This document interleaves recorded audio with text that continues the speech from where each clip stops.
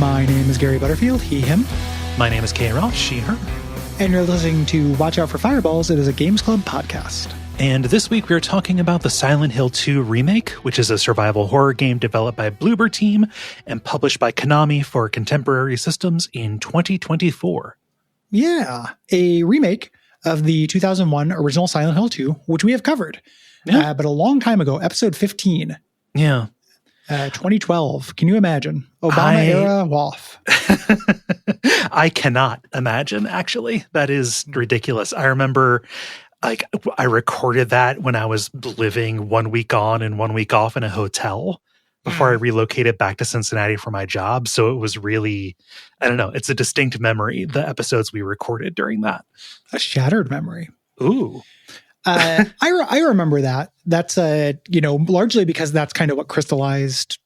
I don't have as deep a Silent Hill catalog or Silent Hill 2 catalog. Mm-hmm. That remains the time I played this game. Yes. That time and this time. Mm-hmm. Which is useful. Where I'm bringing that up at least in part because I don't have as much familiarity with the regular game or the original game, which I think informs my feelings on this. We have a good span, I think, between us. Yeah. Yeah. We're basically doing the same story. James Sunderland, he's received a letter from his dead wife, Mary, saying, hey, meet me in our special place. And he assumes this is the resort town of Silent Hill. Right. Kind of the last place that they were happy before she got terminally ill. Is the idea. This is a remake. We're going to be spending a lot of time talking about what is different between these, especially here in the generalities. But understand that, I think in the generalities, this is a 24-year-old story. Spoilers are basically not in effect for this. Well, it's also like we've even spoiled it on this show. Yeah. This is a weird episode. Was a weird game to play, and it's a weird game, I think, to talk about because we're going to talk about those differences. The story for this still hits real hard. Yeah. And there are differences in the story and flavor in the remake that I think are better. Yes. There are so many things I think are worse. Mm-hmm. Like, I'm kind of down on this. I don't like this very much. Mm-hmm. It's okay. Yeah. I would say play the original if you can stomach it. If the graphics don't bother you that much. Yeah. I think it's a better experience. Like the highs from this, you also get there. Mm-hmm. Look up. You can play this you can play it on a modern PC. Just look up Silent Hill 2 Enhanced or something like that. Like there's just a straight up fan remake. Konami has very frustratingly not been like Capcom and made sure that the originals have been available. I would also say play the original if you can handle it. I think all of the advantages that this has are presentational. And they're real. Yes. Like I don't want to underplay too much of that stuff, but and we'll get into all of it. You can also just emulate it. Yeah. Go nuts. Moving to those differences, and we'll kind of talk about how they hit as we go. Mm-hmm. So instead of having the kind of semi-fixed camera angles in the original, we have a more modern over-the-shoulder camera thing. This plays like a modern game. Yeah. Third-person camera. It'll feel familiar to you if you have played the Resident Evil 2 and 3 remakes. Yeah. Yeah. Yep. And the game is more action focused. There's a whole new combat system that is more involved than the original, though that is an extremely low bar to clear. Yeah. There was very little to the combat, in the original. Now, you use very, very limited weapon progression. Mm-hmm. In this, of a couple kinds of sticks and a couple guns. Yeah. But the big addition is this dodge. Yeah. You have a little dodge sidestep that has some iframes in it. Seems exceedingly effective. Yes. James is out here dodging bullets, basically. Yeah. Sometimes literally. Not befitting of somebody whose job is vaguely defined as clerk. Yeah. Yep. There's not a lot of new enemy variety. They didn't add new enemies, but the enemies do have new verbs. Yeah. To them. And the enemies that are champion versions are sickly versions, which are tougher. They have more HP. They have more capability. Yeah. It is worth camping out on that lack of enemy variety, I think. Yes. Rather than, again, just hitting it throughout the entire episode, because it's I think a persistent problem. Like, I figured out how to fight these things pretty quick. Yep. It's not a hard game. Eventually, there are enemies that are a pain in the ass. Yeah. In this, but like, first enemy, you get behind them. Second enemy, you backstep after 2 swings. Like there is additional depth to this that there is not in the original version for sure, which was just stand there and kind of tank it. It's pretty easy to algorithmically figure these guys out, I found. Yeah. And there are mix-ups, but like you just like, this is also a bona fide, something I'm coming to this with, which I think is worth mentioning. We'll talk about this when we talk about development. I am not judging this on a Bloober curve. I've never played a Bloober game. So I wasn't like, man, I was expecting this to suck because of Bloober. This is actually really good for Bloober. I'm judging this on a Capcom curve, on a video game curve. Right. And like the fighting is better, but I don't think it's good. It's okay. It feels better in the hands, but like they don't give you enough stuff to do because it is kind of geared for combat because they've decided we are going to have a combat system in this. They kind of hold your face into it, let's say, and force you to engage with it a lot more in a way that does contribute to, I think, the major problem in this game, which is the pacing problems. Like sickening amounts of bloat. Yes. Like absolutely disgusting amounts of fat on this game, on this remake. It's a step, I would say a step or maybe 2 steps above like Siona's Hellblade sacrifice or whatever. Yeah, Hellblade Senua's sacrifice, something like that. Kind of like very light Souls-ish in that you have like a dodge and attacks have weight. But very light. Yes. Yeah. Wish there was more enemy variety. The boss fights generally are good. I think that is and the boss fights in Silent Hill 2 fucking suck. Absolutely suck. Huge improvement. Like I'll give this flowers where it deserves it. The boss fights are good in this. Highlights. Yeah. So ammo's limited and, you're relying on health drinks and mysterious syringes for your healing. You find. Yeah. Like both of those are funny. The syringes are funny, but also just drinking thing you find is also pretty funny. just these random like sickly bottles with like labels peeling off in this town that has been abandoned. Like, I don't know. I think it's weird that this protein shake that I'm holding right now is like shelf stable dairy. I don't know what's going on with that, with those health drinks. There's no label. Like you found liquids, and you get a lot of them. They find part of the reason why I feel like the kind of mechanical side of this is underdeveloped is because of that very limited equipment curve. Yeah. So you spend all of your time searching. This in many ways kind of, like the original is a door checking simulator, but it's also a drawer checking simulator now. And you pick up ammo and health drinks and then the other kind of ammo and sometimes a syringe, and that's it. Constantly. Yeah. Like you go into every room, you click on everything that could possibly be clicked on to maybe find one of these things. Yeah. That part gets really tedious too. And there's a real bereftness of things you can find. You just stock up on juices. Like at one point I was carrying like 12 juices. 12 juices. For this one, so this is the third time I played the game, so I just played this on the easy action. I was swimming. I had a full like Costco case of the nutrition drinks. Yeah. Here's a 32 pack of LaCroix I have that I found that may or may not make me feel better. That I'm keeping in my M65 jacket. Yeah. So levels are really large. You're going through like whole districts of the city. I think those sections are really strong, actually. And one of the better maps in video games here. Not quite as good as the Resident Evil 2 remake map, but like it is constantly updated, and James keeps useful notes on it. Well, and you have to actually look at it. Yes. Your character pulls it out and looks at it, and game does not pause during this, so it makes it kind of tactical. Good map. Yes. There are a variety of like puzzles in this. A lot of these are like key finding puzzles, kind of combining items. Some of them are riddles, a couple like logic puzzles and stuff. Silent Hill's trick, one of their tricks is having separate difficulties for combat and puzzles. Yeah. In this one, my understanding is I just played both things on normal. The hard puzzle difficulty doesn't change very much. The easy one omits elements. Yes. So like, which I think might be good. In this, because like the big issue with this game, I think this is a 16-hour game. The original is 8 hours in length or so. The story is double the length, and they expand like everything.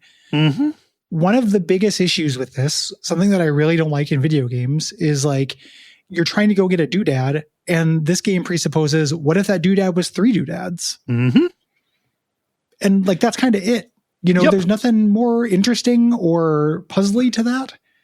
It's just you go down 3 different sets of hallways instead of 1. Yeah. To get to the next story beat. And that sucks because I am 1000% playing this for the story. Like the visuals and everything in this are neat. The combat is good enough, to not make me want to die. But like I don't want to go find a third thing. No. It feels very, very artificial. In a way that I think actually kind of undercuts, that definitely undercuts the subtlety of the idea that Silent Hill is a town that is, testing you. Yeah. And like what happens, you walk into a new level and you yank the tarp that is over the puzzle input doodad, and you see like it feels a little bit like there's an AI director or like Ed Harris's character from Truman Show, but for Silent Hill, it feels like Ed Harris is there saying, "Let's see how you're going to get around this one." Christoph, thank you. I don't know how I pulled that. I haven't seen that since it came out. Yeah, and I don't like that. That is on top of like certain bits of like free floating adventure game puzzle solving where like you find the crooked needle and you find the medical tubing and stuff. The problem is it used to be all that adventure game kind of stuff. You were kind of like free floating in an open area, and with this being like, oh, everything is divided into these three little pathways that you're going to go that are going to drop you back at the input, the puzzle input. It gets repetitive. And I do not like the artifice of that because it does reduce this to be very mechanical. It makes it much more video game feeling. Yeah. For a story that is aiming for something bigger than that. You know, and it benefits from being a game. We're going to talk about aesthetics, where I think that the remake is good here. But this to me, is almost a fatal flaw. Like this, I was having a bad time being stuck in these institutional zones for as long as I am. Yeah, in this game, like I needed less time between these story sections, kind of desperately. Yeah. Silent Hill is also a series where you tend to be in institutional settings. Yes. So the environments are almost entirely hallways with sets of rooms off of them. Be it an apartment, a prison, anything, a hospital, anything you can think of that does that. Yeah. Silent Hill is used as a level. And you do like a bunch of them in a row. I agree with you that the city sections are the strongest because you're in like a place. Yeah. Then you stop being in a place and you're just stuck in the apartment purgatory forever. Yeah. You're stuck in the prison purgatory forever. Yeah. Bums me out. Yep. would be the institutional settings stuff would not be a problem if it was paced better.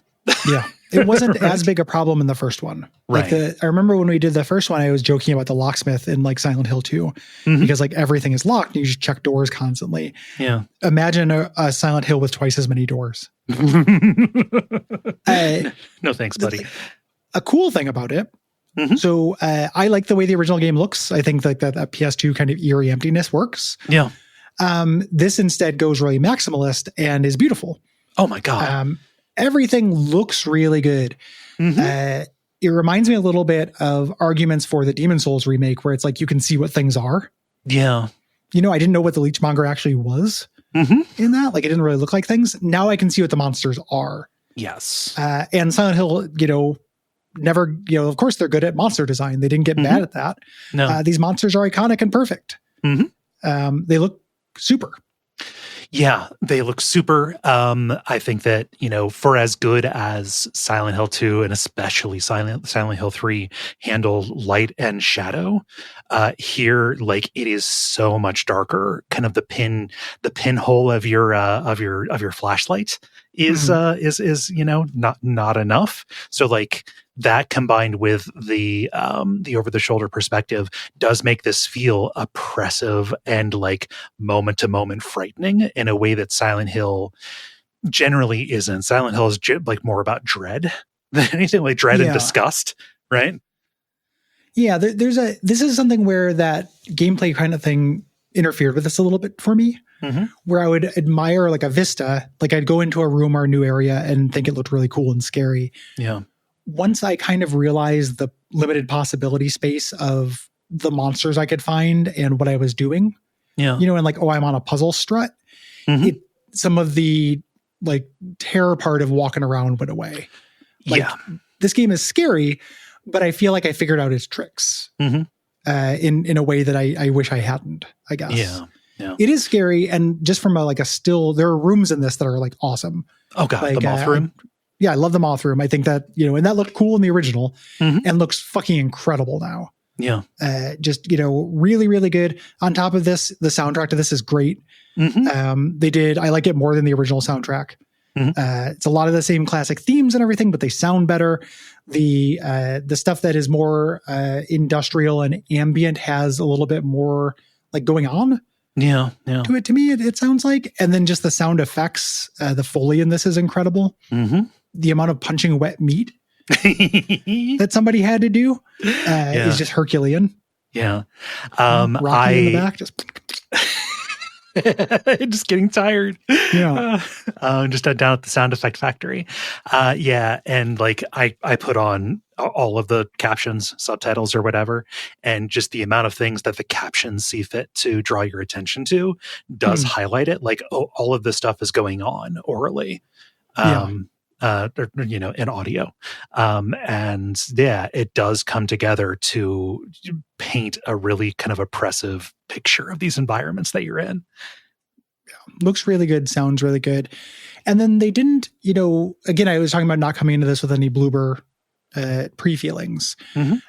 Them having, you know, one of the best stories in games and just not changing it was a good move. Yeah. You know, like maybe they could be good if they don't if they just copy somebody else's work, basically. Like there are new lines in this. It is rewritten in a way, but the major thrusts are largely the same. Yeah.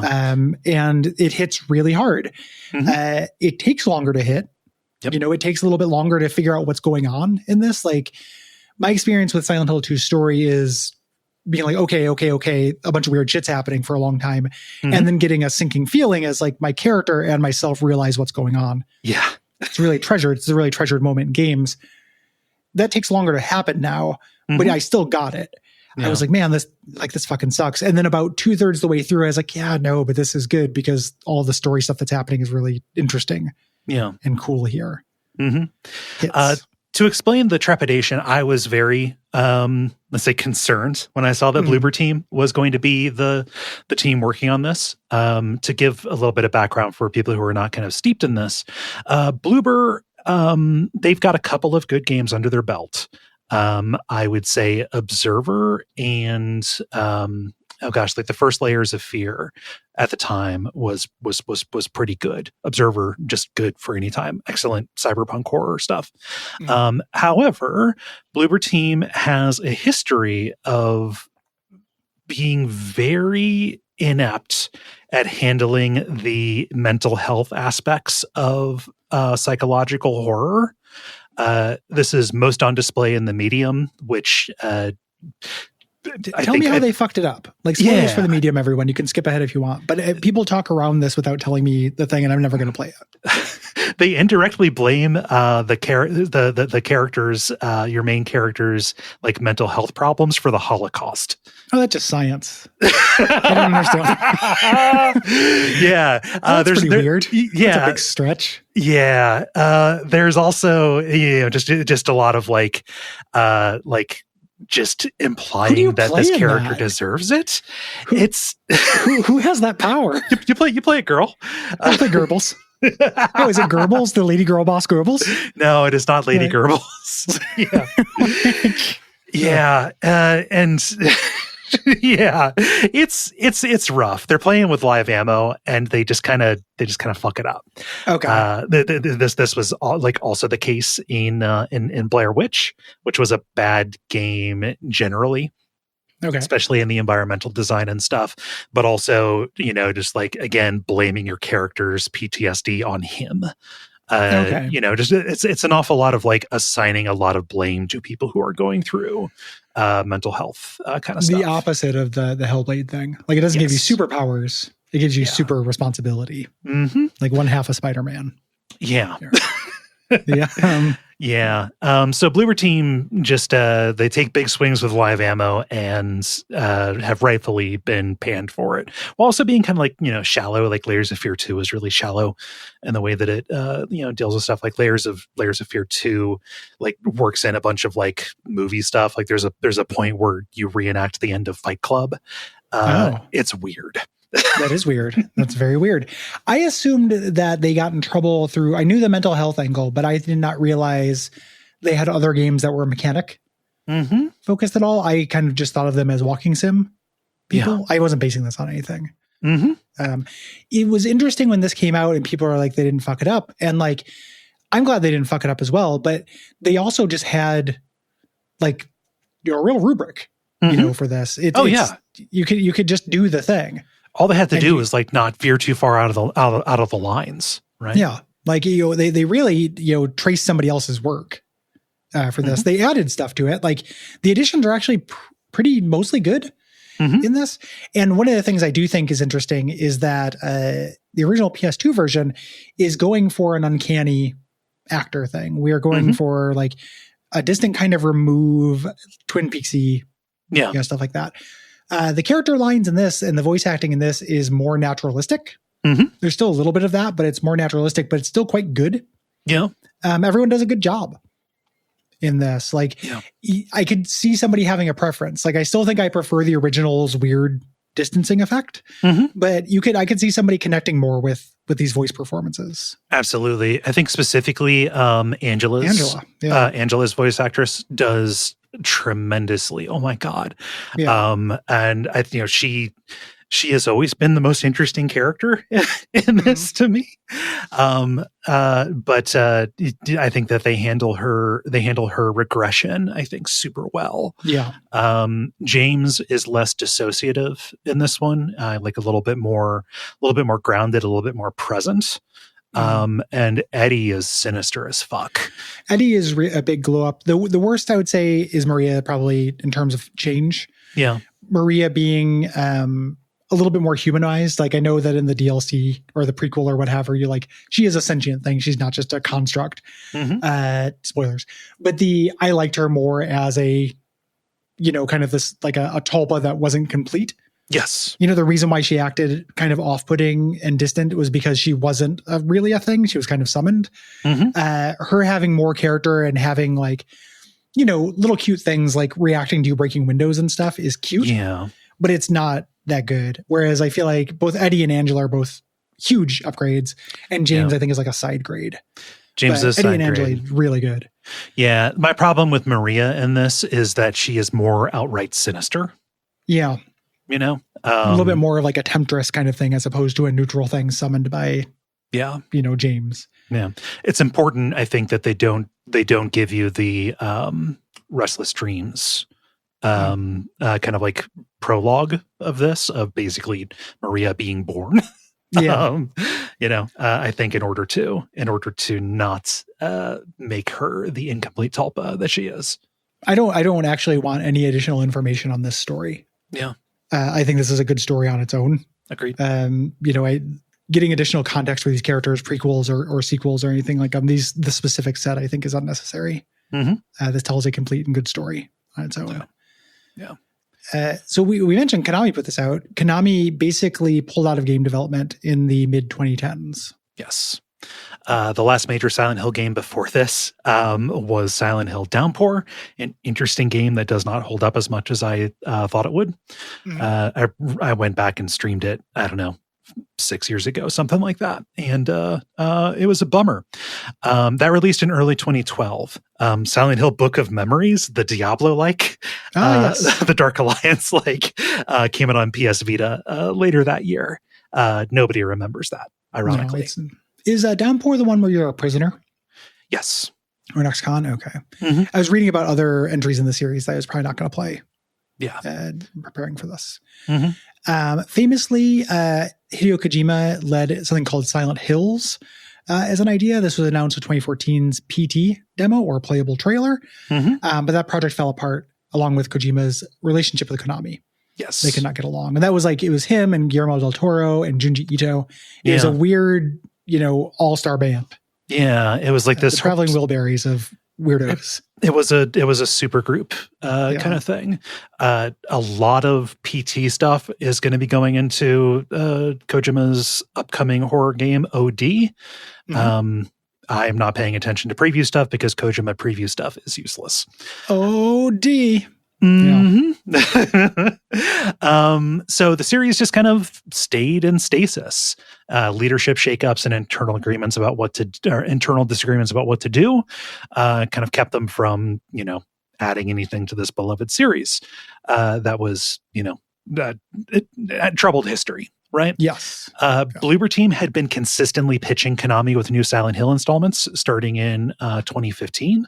They just kind of kept going back out there trying to take bites at the apple, and Konami kept hearing them but rejecting.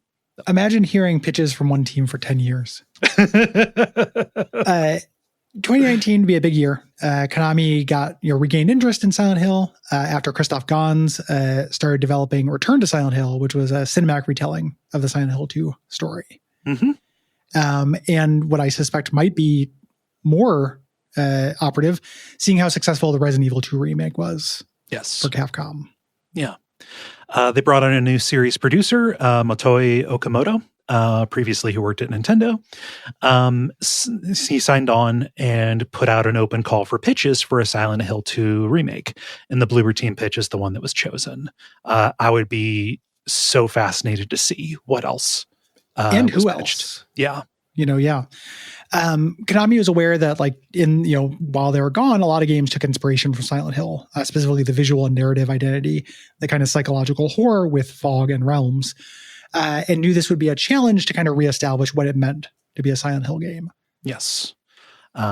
So Konami and Bloober set out to not do like a completely faithful remake, like an up-res. They wanted to make a perfect memory, in quotes there, of what it was like to play Silent Hill 2 for the first time. And looking around, I can't get a solid answer for where the departures in this kind of came from. There's kind of a meta story thing going on that we'll talk about in the beat by beat. But Bloober says that they took opportunities to smuggle their own ideas in. Those are their words. But Konami and Masahiro Ito praised Bloober for keeping the project on track. Like it was the Konami people who wanted to change things up. So didn't get the James caused the Holocaust ending. No, I did not. Because that idea got smuggled in hard. Yeah, you have to collect all of the iron crosses that are hidden in the environment. But if you do, you get to find out that James Sunderland did that. Yeah. It's messed up. Very, his bad, a big whoopsie on that. Yeah, that's how you, oopsie, that's a pyramid head. Uh-huh. You're getting a pyramid head for that one, baby. So Masahiro Ito, the creature designer for the original, took a break from arguing with people on Twitter. Mm-hmm. God, I don't know how much you paid attention to that, but people would just like argue with him over like what things in Silent Hill 2 and what Silent Hill meant.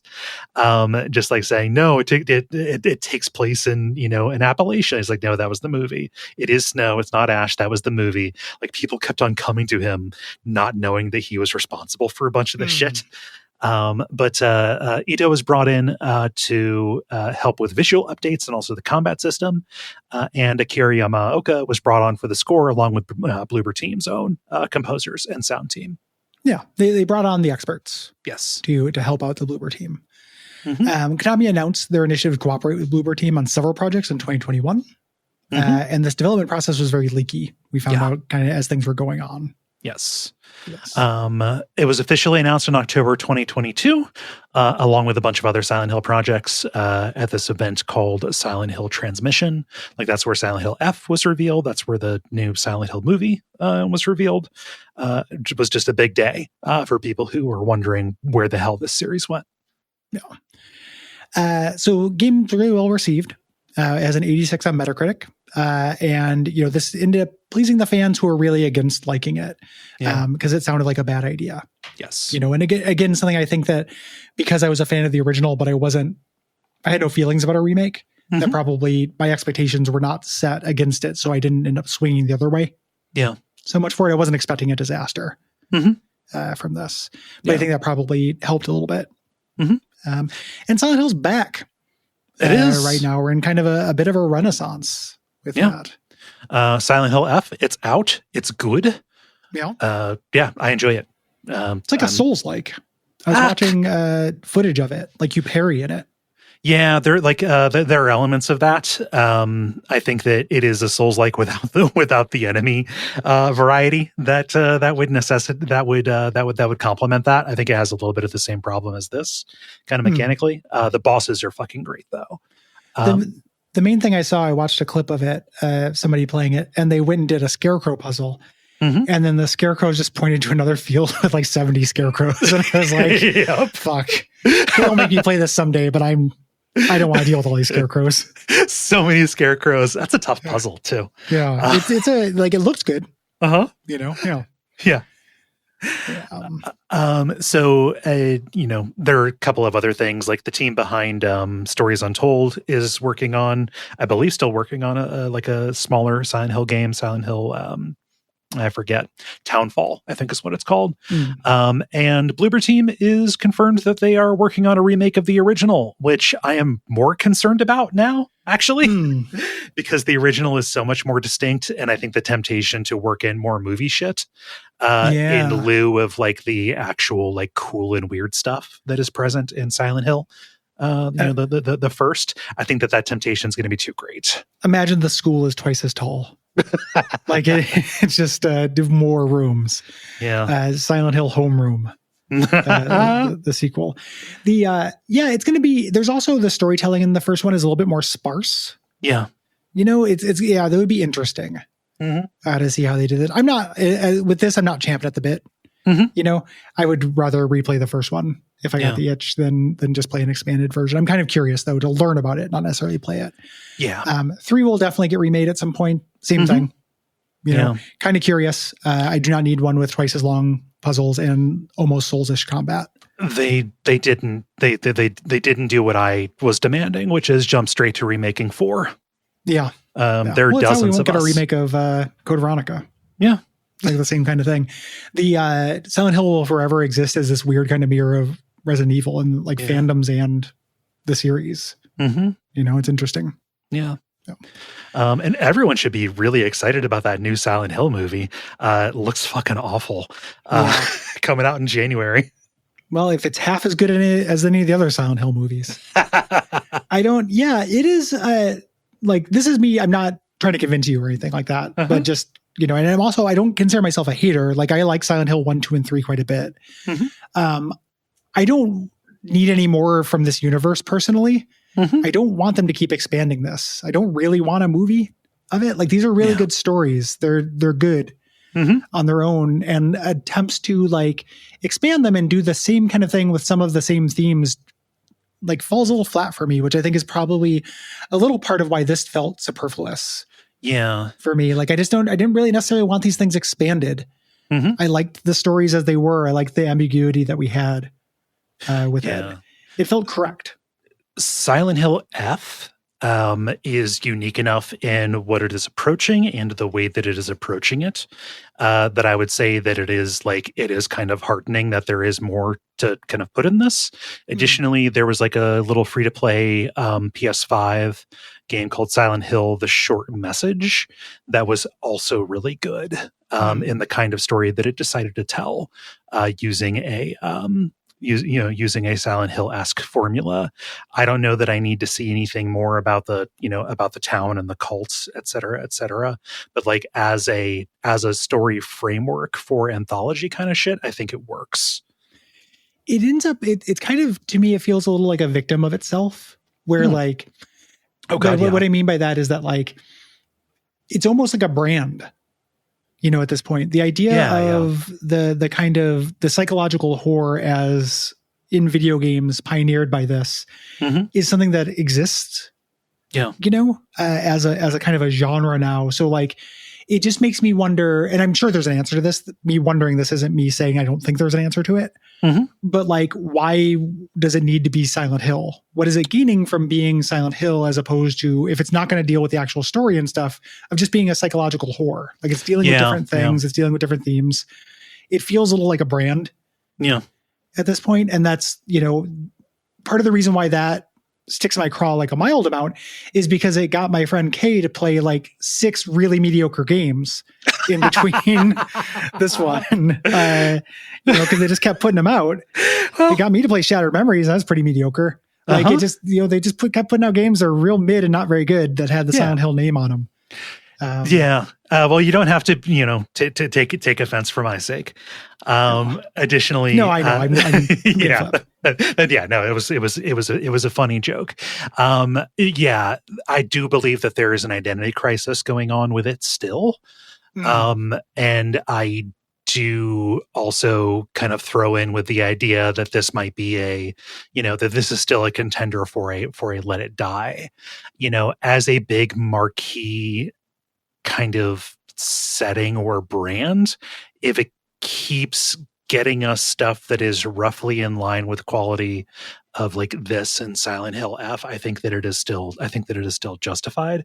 But especially when we're in remake territory with all of this, and with the originals, I think still standing so tall, there is an argument about how necessary any of this is. Yeah, right. Identity crisis is a much kinder way to put what I was trying to get at.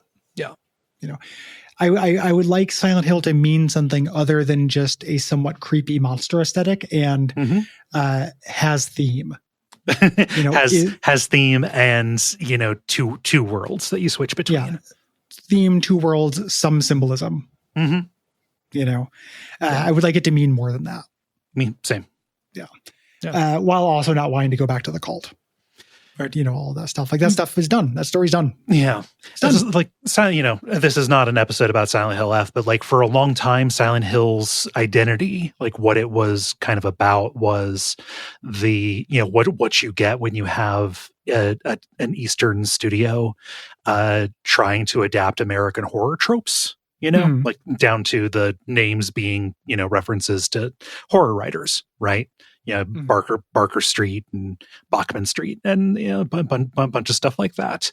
When they started moving to Western developers, loose non-Japanese developers, let's say, American, Polish developers, I think that it lost a little bit of that, and that's a little bit of why some of that suffered.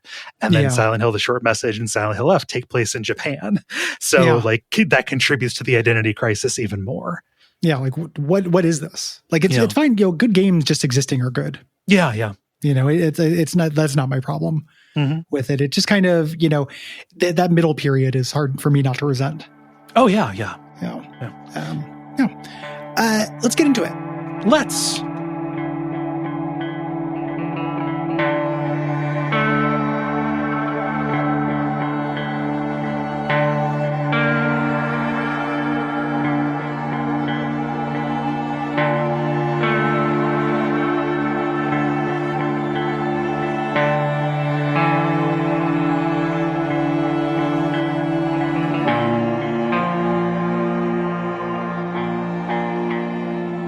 jumping in with our introduction. We're back on the rest stop, baby.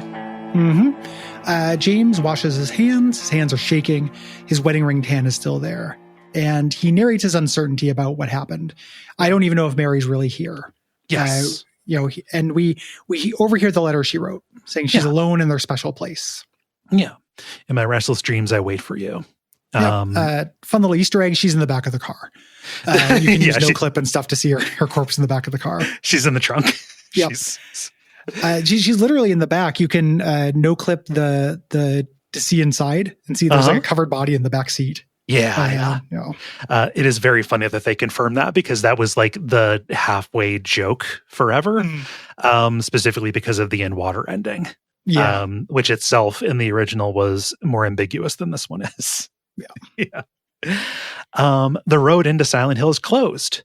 So we have to take this foggy nature trail that winds down through a spooky soundscape and stops in a cemetery where we meet Angela. People complained about Angela because she was not attractive enough to them. Yeah. Those people should fucking grow up. Yeah, the Earth's gravity should stop holding them, I think. It is, again, the mouthwashing thing. No amount of victimhood will make somebody not lust after somebody. It's fucking like, Angela? Yeah. Angela is fucking broken. You cannot fix her. No. Stop it. A dedicated team of professionals working for decades. Yeah. She's a project for them. Yeah, I'm not trying to say that, I reject the idea that once you've been through something, that's it for you. It's real weird to see Angela in this game and be like, man, I wish that she was a little hotter. Cause if I'm going to be looking at the victim of sexual assault, I want her to at least have something nice to look at. Oh gosh. I need her to be a waxen facsimile of Sandra Bullock. Yeah. It's so fucking weird. Or sorry, Parker Posey. Kind of, it vacillates in between those depending on the cinematic. Yeah. Man, there's some good hot Parker Posey content in Beau's Afraid. Okay. So she's there. She points the way to Silent Hill, warning that the way is dangerous, and she's being weird. Yeah. But so is James. We're giving a little bit of that. This is stronger in the PS2 version, but a little bit of that. Everyone's acting a little bit off. Yeah. And not saying the things you want them to say. That would solve this. Yeah. They explain things. They just don't volunteer enough information to clear up any ambiguities. Yeah, they're being guarded. Yes. My favorite detail in this is, saying hey, it's dangerous. And James kind of brushes it off. And Angela, in their performance is just, I'm not lying. Yeah. Right. Just kind of immediately jumping to her defense. Yeah. And James says, I don't actually think I care if it's dangerous. I'm still going to go. He doesn't tell her who he's looking for. To say, hey, I'm looking for someone. And Angela, when we came in, she was searching the headstones, brushing off the names. She's here looking for her mama. Yep. And she only says mama. Very childlike. She looks a little older in this, that regression bit. She does correct herself. I thought my mom and dad lived here, but we're here, implying the graveyard. Cemetery. She was dead. They were dead. Yeah. So we get into town. Here we see this lying figure. This is one of the base monster for this, a torso on legs, and follow its the straight jacket, monster. Yeah. It kind of opens in the front too. It's got it's like a big vagina torso. Yeah. And we follow its bloodstain. One of the things I like about this is going into buildings you don't need to go into. Yeah. Like going into the flower shop and stuff, and just kind of seeing decay. This is really strong. Oh yeah. I wish we spent more time here than in institutional buildings. This looks really good. And there's just a wide variety of things to see. Downtown, storefronts and bars and stuff like that. Way more interesting than anonymous apartment buildings and stuff. Many of which you can go into. It's real cool. Yeah. And we see one of the first big surreal things is getting to a road that's blocked off by a chasm. Yes. In addition to these fences that have kind of drop cloth. Institutional drop cloth over them. It's real weird. Looks great. We follow the blood trail, blood, viscera, General Brown trail left behind by this thing, into a dilapidated house where we get a radio and we get our combat tutorial. This plays out inside of a dilapidated building instead of in a construction site. James does still grab a stick with a nail in it. Yeah, as is one of two. basically. And we get the radio tutorial. The radio starts making static when things are supernatural and spooky.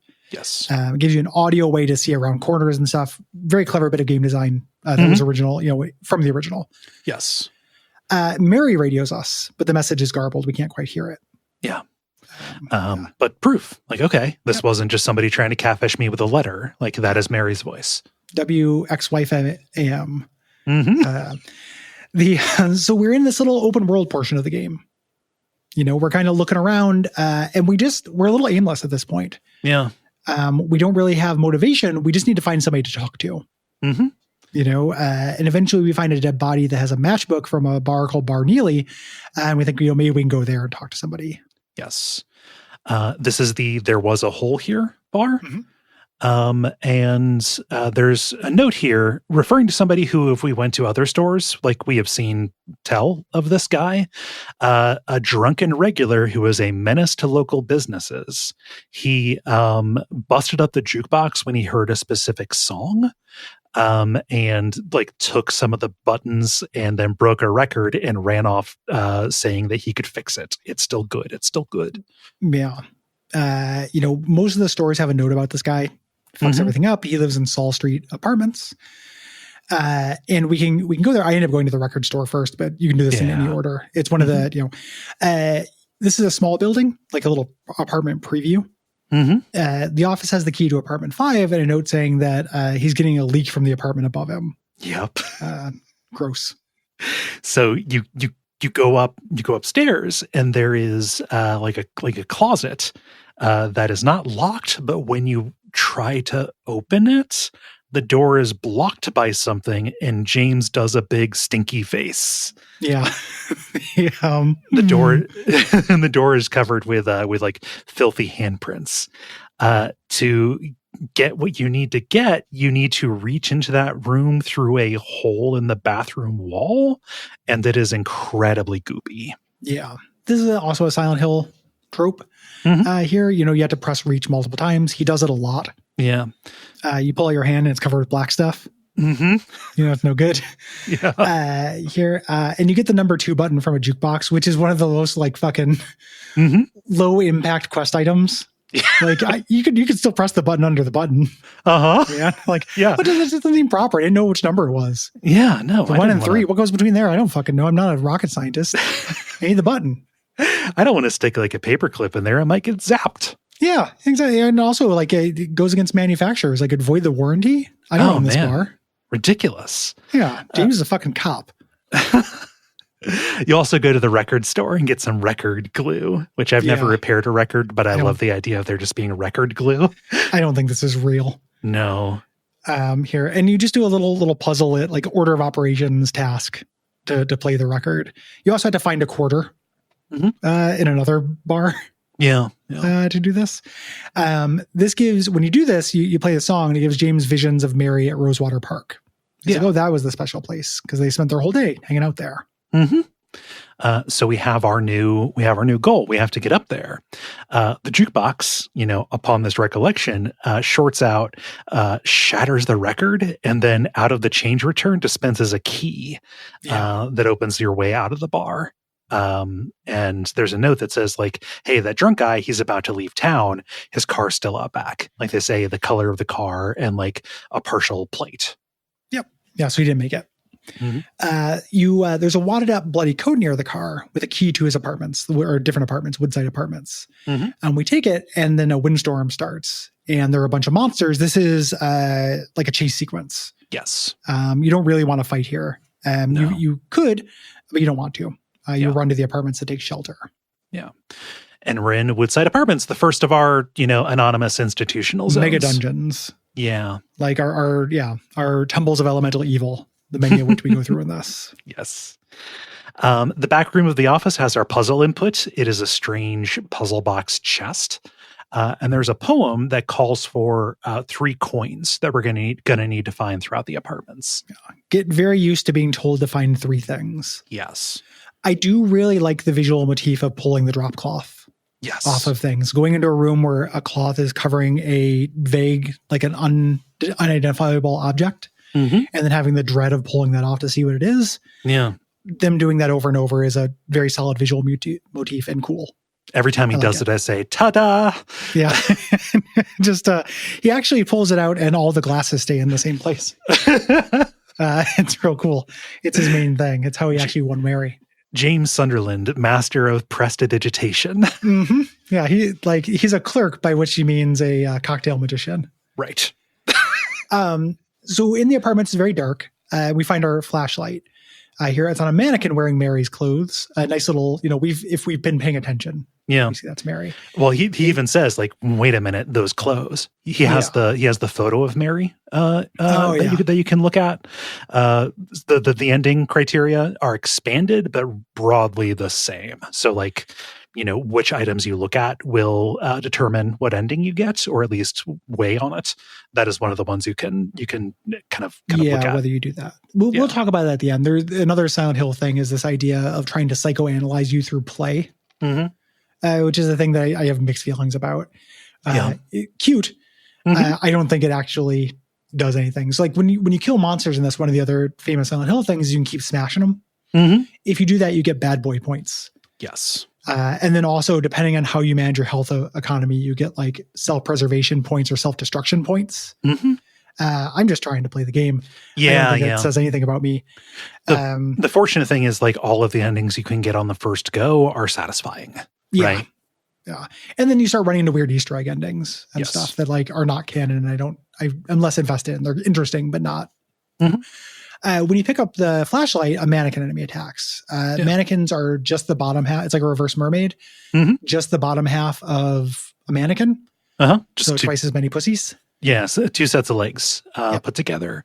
In the base game, like they were a little bit wily. But it was essentially just, okay, the patient demons are a little bit of a danger up close, but they can spit at you. And here, the mannequins are like they're ambush predators. And your radio will not make any sound as long as they are hiding.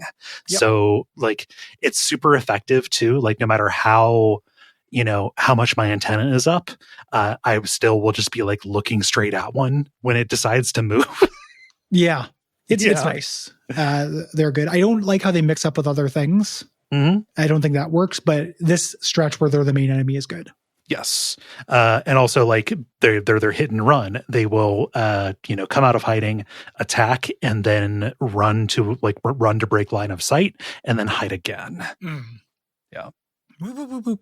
We get into the east wing of the apartments through a window in the courtyard. And there's an article about Walter Sullivan killing the Locane twins and then himself. Mm-hmm. Yeah. This is Silent Hill lore. This town was a bad place where bad things happened. Yes. Foreshadowing which game, Gary? Oh, I don't know. Oh, Walter Sullivan. Walter Sullivan is the antagonist of Silent Hill 4. Okay. Yes. I did not know that. I know the protagonist is buried in the graveyard. I saw that read somewhere. The protagonist of 4 is buried in the graveyard? Yeah. Henry you can Townsend find his is headstone. Oh, weird. That's a very strange. Silent Hill 4 doesn't even take place in Silent Hill. Lots of Easter eggs. Yeah. That's what the fans want. Yeah. But yeah, just this famous little bit. He killed two twins out on the street, and then committed suicide by jabbing a spoon into his neck. He's saying he's trying to kill me. He's trying to punish me. The monster, the red devil. Forgive me. I did it, but it wasn't me.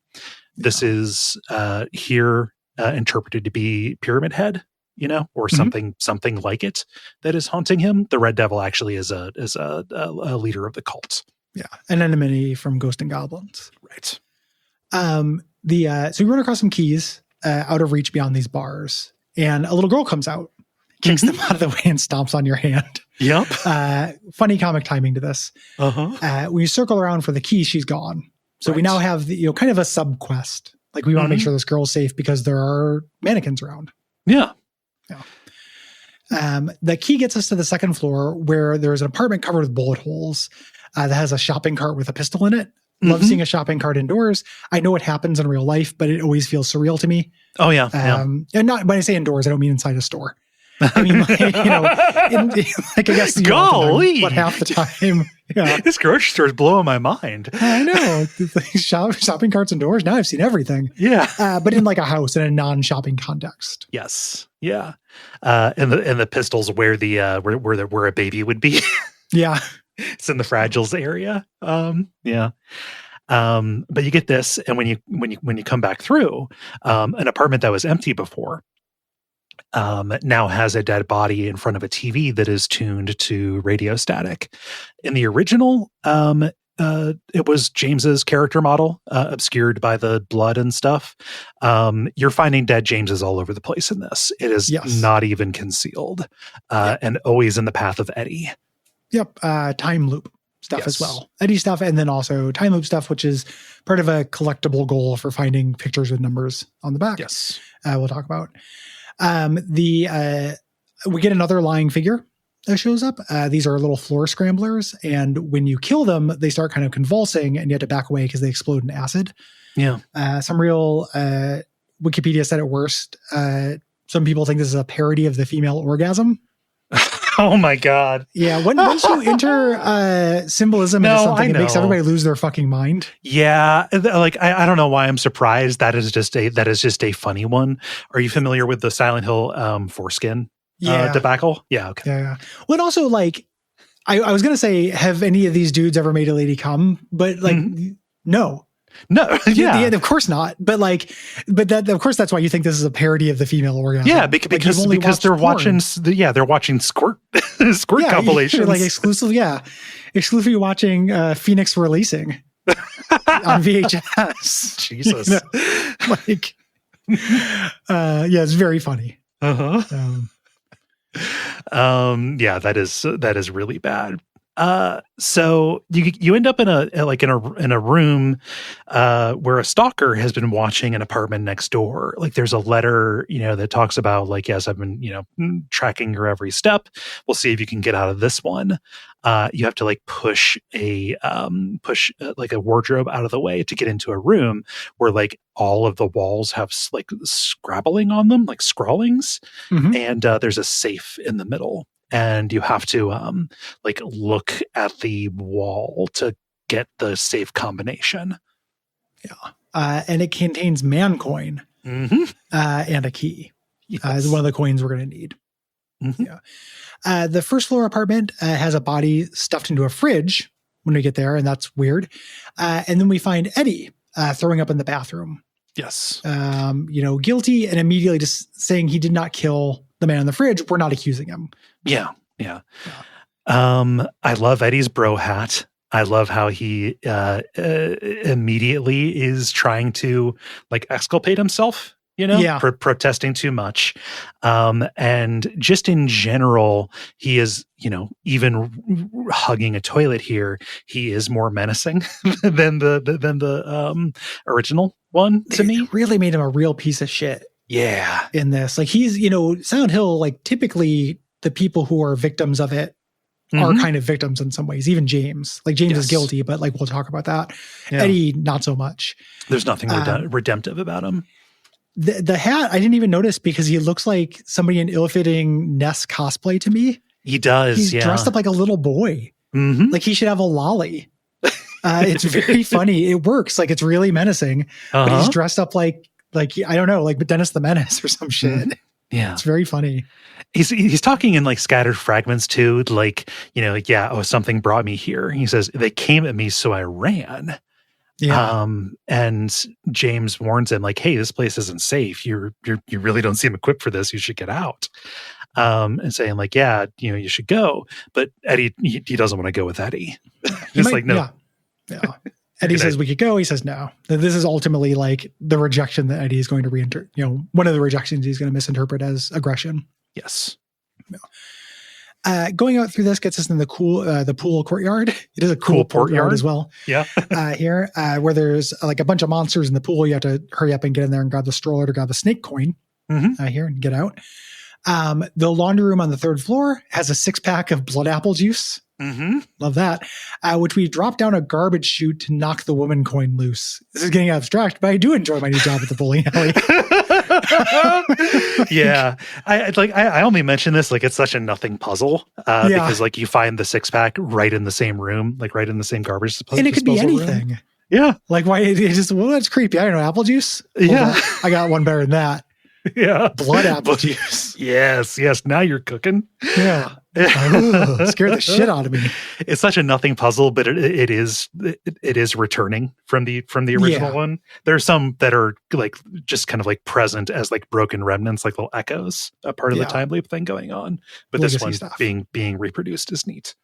Yeah. So now we have the coin, so we do a little bit of a logic puzzle here. The cabinet gives us some prompts about, the man chasing the woman into a snake. The snake bites her and dies and such. And we position the coins around these to kind of make them make sense. Until eventually it asks you who's to blame for this. And you put in the man. That's what we call foreshadowing, which gets us a key to apartment 201. So you can actually blame anybody. What this is doing is that's an ending check. You can blame the snake to continue being in denial. Yep, gives you ending points. Yes. Yeah. The ending points are actually pretty interesting. I watched a YouTube about them. They're weighted in a way. You start out with more happy ending points than sad ending points. To get the water ending or to get one of the negative endings, you have to really try. Yeah. The game wants you to get the happy ending the first time you play through. Yeah. I don't know if that's different from the first one.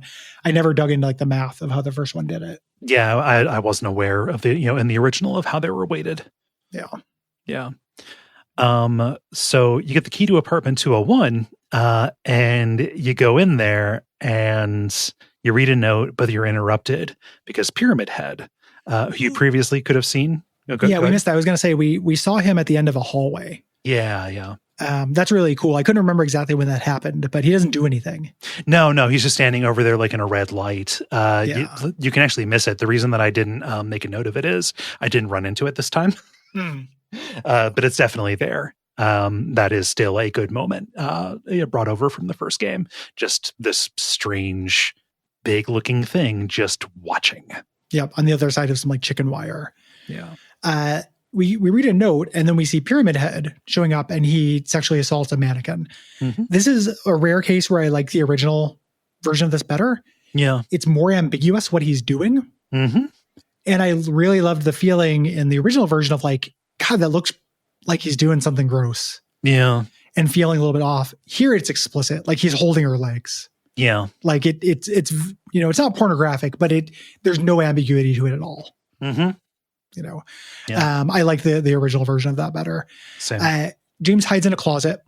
Pyramid Head gets really close and he fires directly at his big metal non-weak point.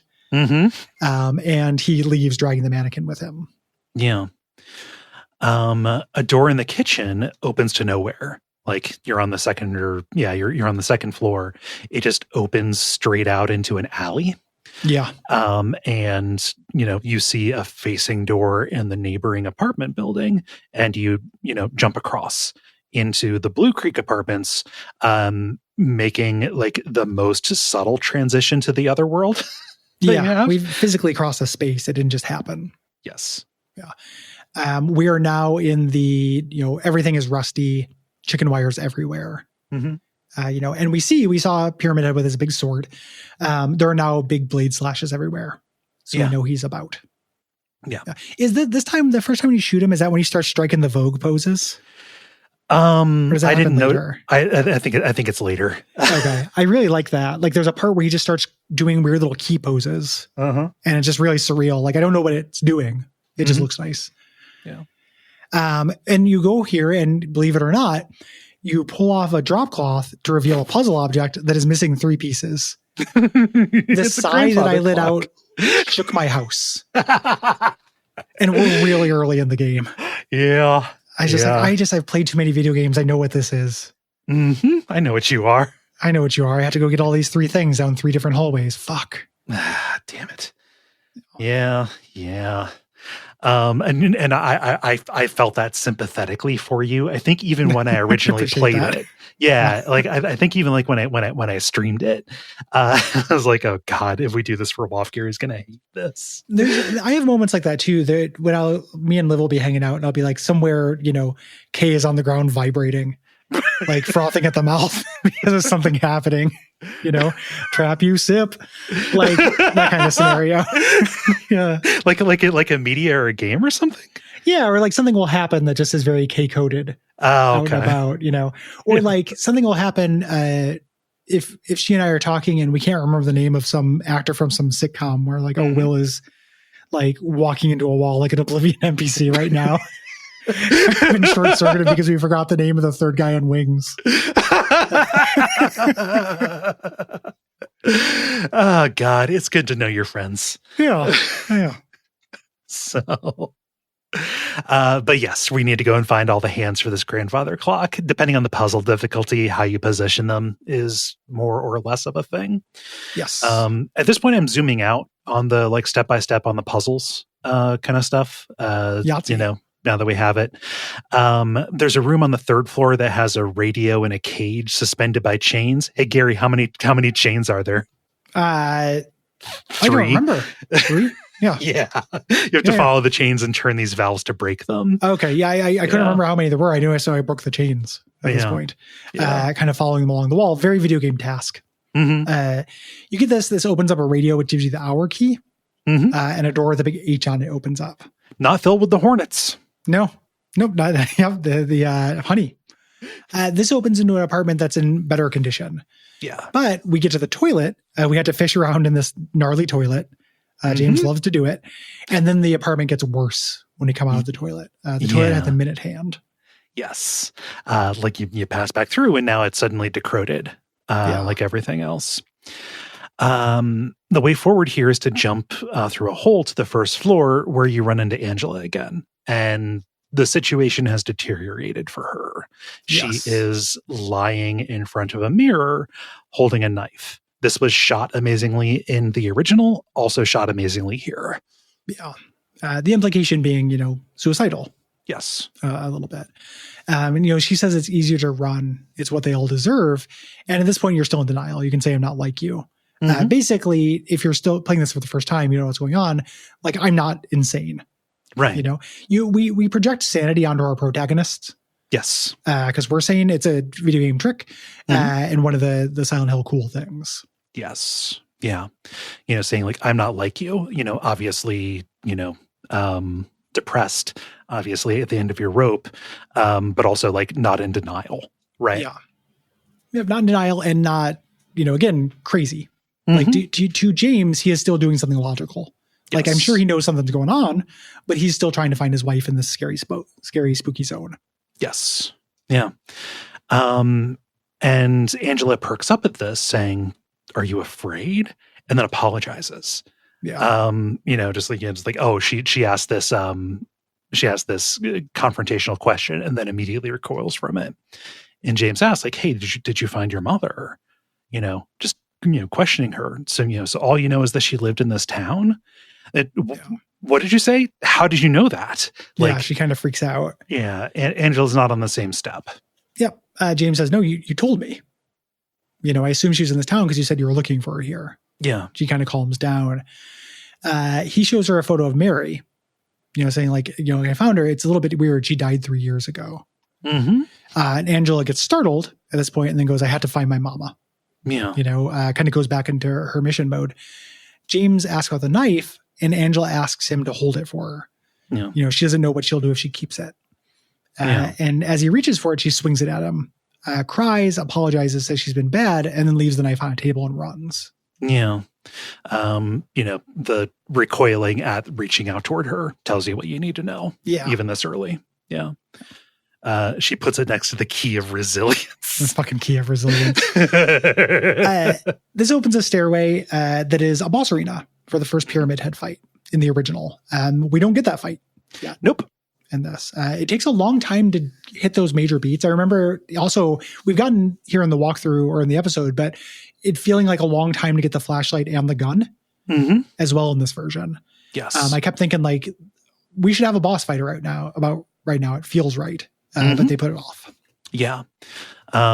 So there are a number of places like this where you can just like inspect something and then you hear like a little piano cue kind of deal and the screen gets kind of staticky. These are explicit callbacks to the way things were in the first game or in the original. This is a collectible of some sort. Like you can go online and find a guide for all these, all the memories. I mentioned earlier, there are also Polaroids around that have a number that's a secret message. Yeah, that encodes to, I believe, you've been here for 20 years. Yeah. Something like that. The idea being that this is not a remake. This is still a Silent Hill 1 or Silent Hill 2 happening. Yes. Which I think is kind of clever. I like it. Time loop stuff is a little bit tarnished right now, but yeah. Who cares if it's true? Like, it's kind of cute. It makes sense for all the dead Jameses and just the idea of like, it makes the original Silent 2 have a much bleaker ending. Yeah. It's like, okay, just they say, all of the endings are canon. Yeah. Like specifically when, people who worked on the original were asked. This being a time loop makes that true. Yeah. Actually. Yeah. Yeah. I had no problem with that. But fuck me if I'm going to go and find all the things. I just read about it. No. Like, that is a wiki secret. That's TV tropes, baby. That's for other people.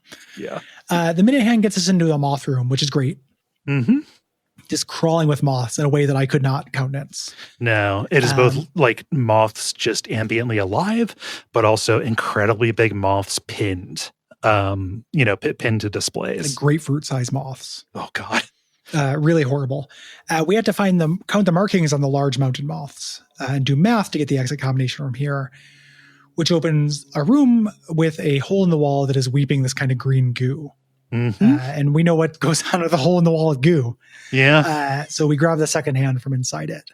Got to get elbow deep in that baby. Something that happens in this, it is most apparent when you start a new game after finishing.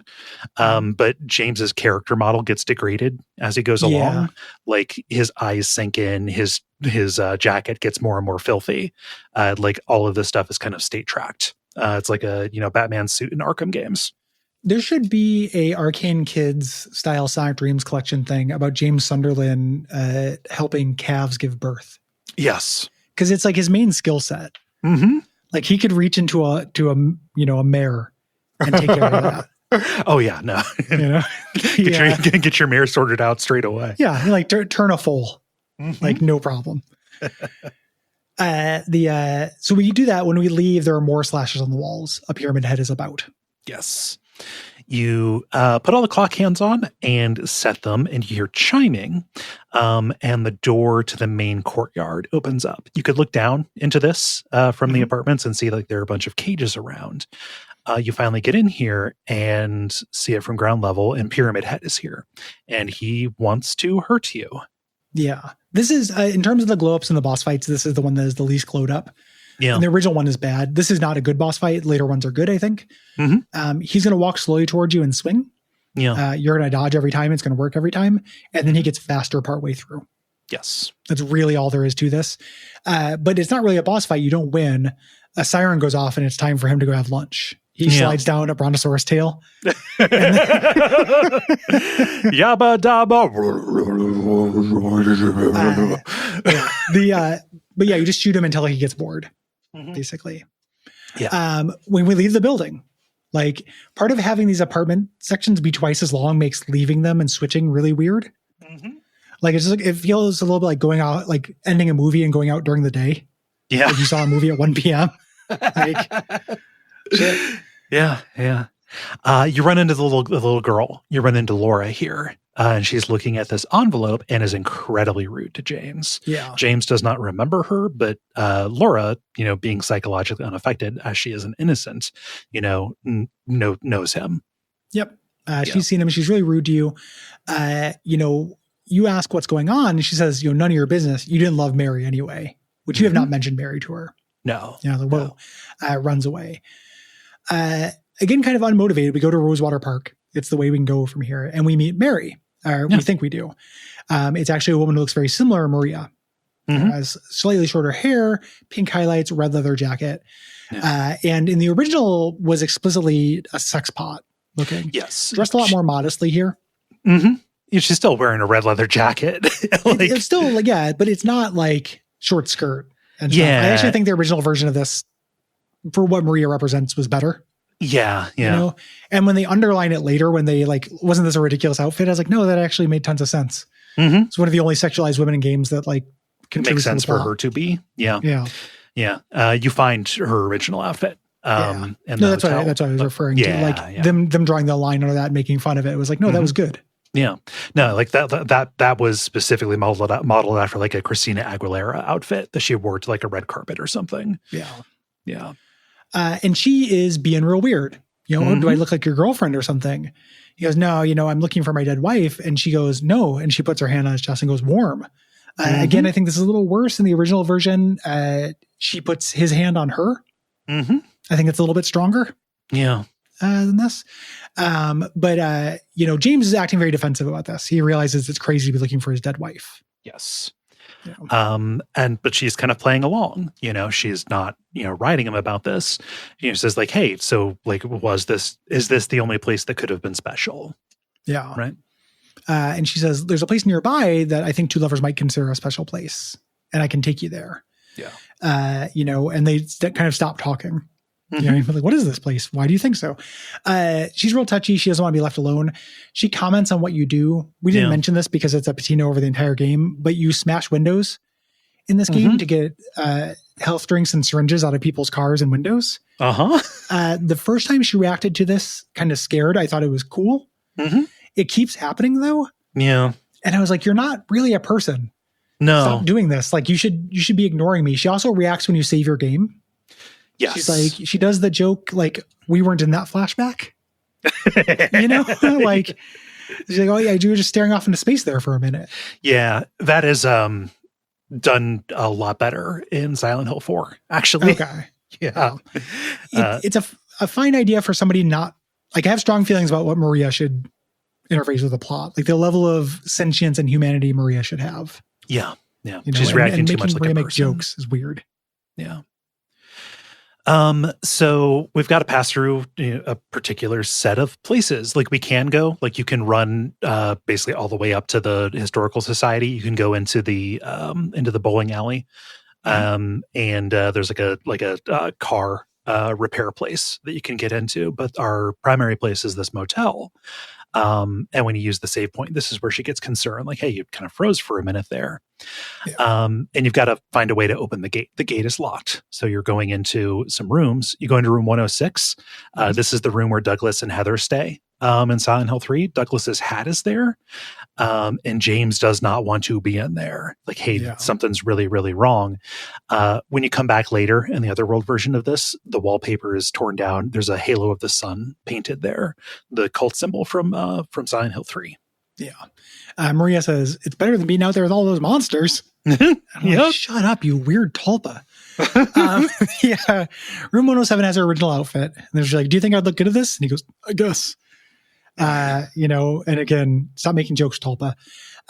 We find a note with the encoded code for the safe of the office. Yeah. And the number with digit adjustments as we change the little puzzle is 0451. That is a famous number. There's nothing to do with this game series. No. I am not amused by them using that here. Stolen valor. Yes. We reach a chasm in the road. The wind picks up and monsters surround us. So we have another kind of chase sequence. We run through several yards and take shelters in the Heaven's Night strip club, which Maria has a key to. Yes. As a sex tulpa. Fishes it out of her bra. Yeah. So like you go in, she kind of leads the way and she's just kind of, doing an Audrey Horne slow dance. Yeah. And James asks like, hey, is this the special place you had in mind? Because, a strip club isn't necessarily, I don't remember being here. And she's just kind of flirting weirdly saying, hey, we should stay here for a while. This is a location that I know. Yeah. And James does not want to do this. She starts crying. She just wanted to be away from the monsters. And there are a lot more, again, little like Easter eggy joke things here. If you get up on the stage, she's like, I would pay to see you dance. And this is a reference to something that's in the original one. Yeah. These callbacks and stuff, I think, are a little weak sauce. Yeah. James at some point says, do you think am I crazy? Looking for my dead wife? And she says, no, you're hopeful. And she pours 2 drinks and James will not take it. Here. Vague, there are mild hints that he is an alcoholic, and that he turned to drink during his wife's illness. That is much more underlined here. That is present in the original with some inspection text. Yep. So the actual special place is Moonlight Grove, a park that James doesn't think he's been to before. Mm-hmm. And the reason this is the special place is because there's a local legend. Mm-hmm. There's a romantic story here. There's a statue of a woman who was sentenced to die on an island in a lake. A man fell in love with her, and he would row to the lake every night to bring her food and company. So she'd stand on the shore holding a candle to guide him. But one night a storm rolled in, and he kept rowing, and he ended up dying. Mm-hmm. But she just kept going to the shore with a candle each night, hoping. And this was Maria's idea of what would be the special place. And that is not the case. James just says, Maria's not here. Mary's not here. This is stupid. Yes. This is just new. This is added content. Mm-hmm. I don't see why. I don't see why. I don't really get it. It would be one thing if that were obviously Mary waited for James to keep visiting her and he stopped visiting her. Yes. Yeah. He didn't do it because of a storm rolling in and he didn't die from it. Like this, you can make this stretch as foreshadowing, but it's not super strong or poignant, I don't think. Yeah. Like this is, it's almost Maria supporting James's denial version of what happens. Yeah. A little bit, but yeah. Which you can make an argument she wants to because she wants to live. Mm-hmm. But that gets too much sentience and agency to the Tolpa for me. Yes. For my preferences. We hear a little girl scream from a nearby movie theater. And we break in and get another kind of famous scene where Eddie is here. Laura had ran away. And Eddie is just mouthing melted ice cream. Yeah, he is dipping his hand into an ice cream bucket like a big bear. Like a bear with honey. Yeah. It's great. Yeah, he's just here, and just taking a bucket of ice cream to the neck, and he doesn't recognize you. And he's in a daze, and he's breathing fog. Yep, which is really subtle. Like I didn't notice that the first time I read about that. Yeah, and you kind of tease him. You say like, at least you got your appetite back. Which, come on, man. Yeah, no. Even if this guy wasn't a murderer who murders because of fat jokes, like. Not the time of place. Yeah, not your. It's not time for a shitty little comment. Is this as important right now? Like, there's fucking monsters everywhere. Maybe you want to eat some ice cream. James running into Eddie at the grocery store and saying, "Oh, you throwing a party, huh? Yeah, eating for two, huh? Like, what the fuck, man? Yeah, like your wife. God damn it, James, your wife." Mm-hmm. Yeah. But he gets quiet. Like he gets real serious at this. This is this scene would have originally played out at the bowling alley. That is, just a little Easter egg. The bowling alley is also a place where you go to get one of the things for one of the added endings. That is really good. I'll talk about that when we get there. Yeah, James says he's going to go find Laura, and he does not go along. He just stays there eating popcorn. And we chase her out into the street and follow her into Brookhaven Hospital, our next endless dungeon that is an institutional building.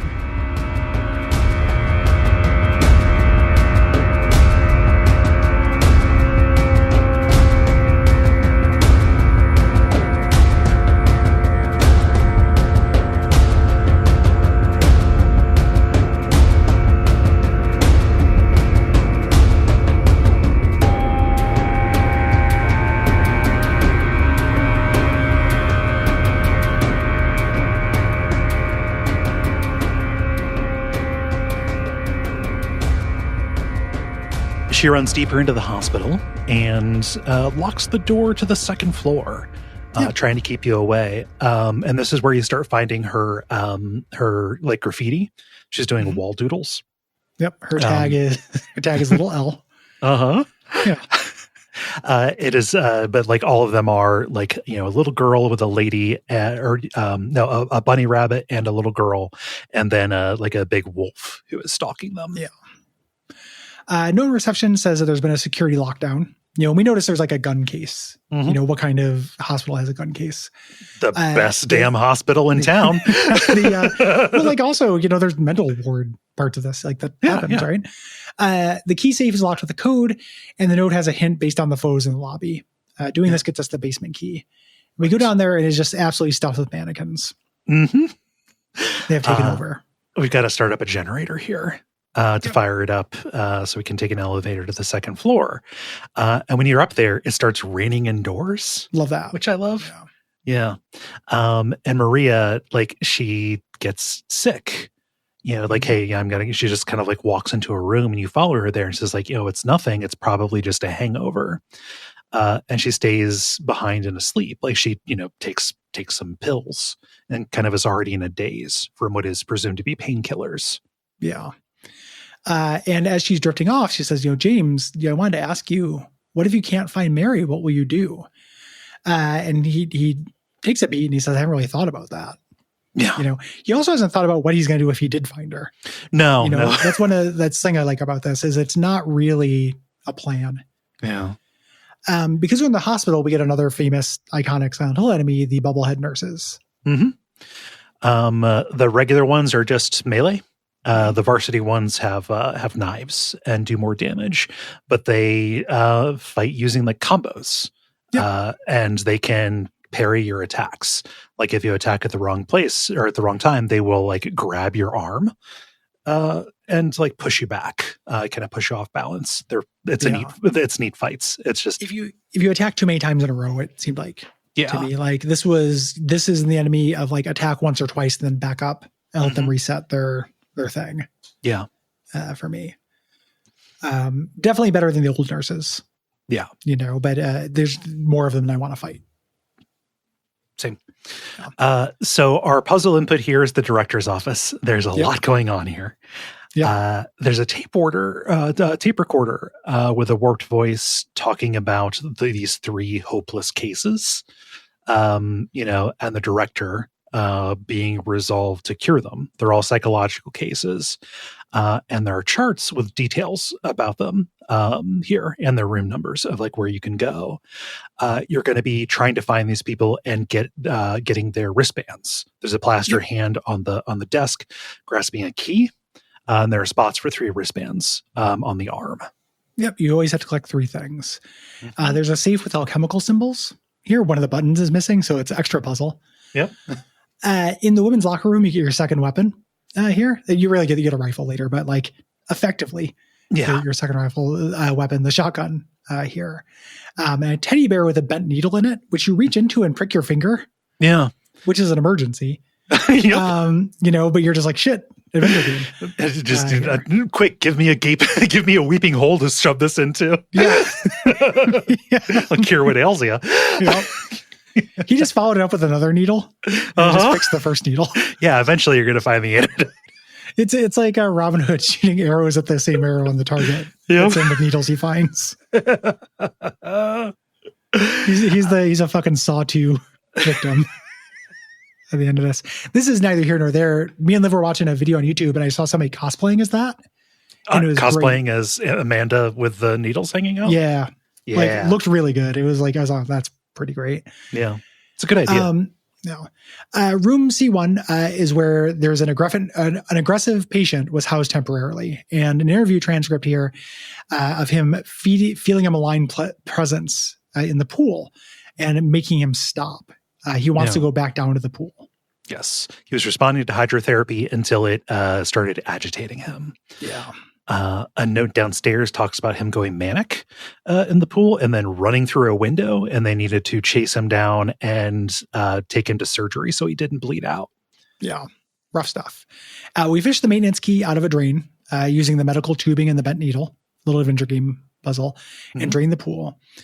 There is a red eye drawn on the pool wall with this weeping hole as the pupil, which we reach into and grab the wristband. Yes. The second patient is in room L1, where patient 130 was. Unrelenting anxiety and paranoia. But now it's a storage room. We're turning your room back into the computer room patient. A father's gift. A director's gift. A doctor's gift. Yeah. This is fucking scary. I don't know why James decides to get in the wall. Yeah. It's one of the weirdest things anyone's ever done and should be a non-standard game over. Yeah. Well, I'm an urban legend now. Like, just, he climbs into the void space between two walls, like the crawl space, gets stuck, and then falls. To a different floor, and then just happens to bust his way out. Yeah, what a lucky bit here. And I understand it's a mindscape of sorts, right? Like, of course, he can always move forward. The town wants him to confront his shit, but like, it is a scary thing and a weird thing for somebody to do. Oh yeah, no, like again, urban legend shit. Yeah. We find the patient's wristband here and a note that she wrote that says, why won't they help me? Why do they keep me in here with him? Let me out. And that's written 7 times on the back. Yeah. We hear Laura humming. She's in the psych ward and the iron door won't open. You can just kind of look through the eye slat. And she runs when you call to her. So we've got to figure out a way to get in there. The final patient is in room D1. They have profound insomnia and are refusing food and water. This is the most interesting of the of the stories. You find one of her notes saying, like, this place is terrible. My room is crawling with bugs. The food that they give me is covered in mold and rotten. The walls are infested. The water they bathe me in is just piss and bile. Yeah.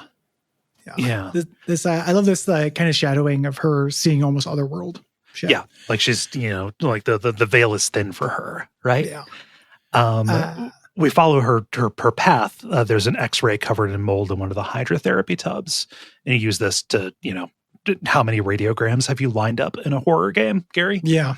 So many. Yeah, it's a common thing to find the combo. Yeah, for room D1, and this room is covered in roaches. And we had to peel back the covers on her bed, which is absolutely filth encrusted, to get her wristband. Yeah. It has that, the bed has that, it's filth encrusted and has the big stain of the, like, a corpse was here.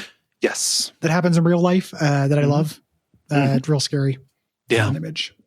Is it just, oh God, just the peeling back. That is like one of the peeling back of the filthy covers is something that in forever in my mind is associated with the Final Fantasy VII house.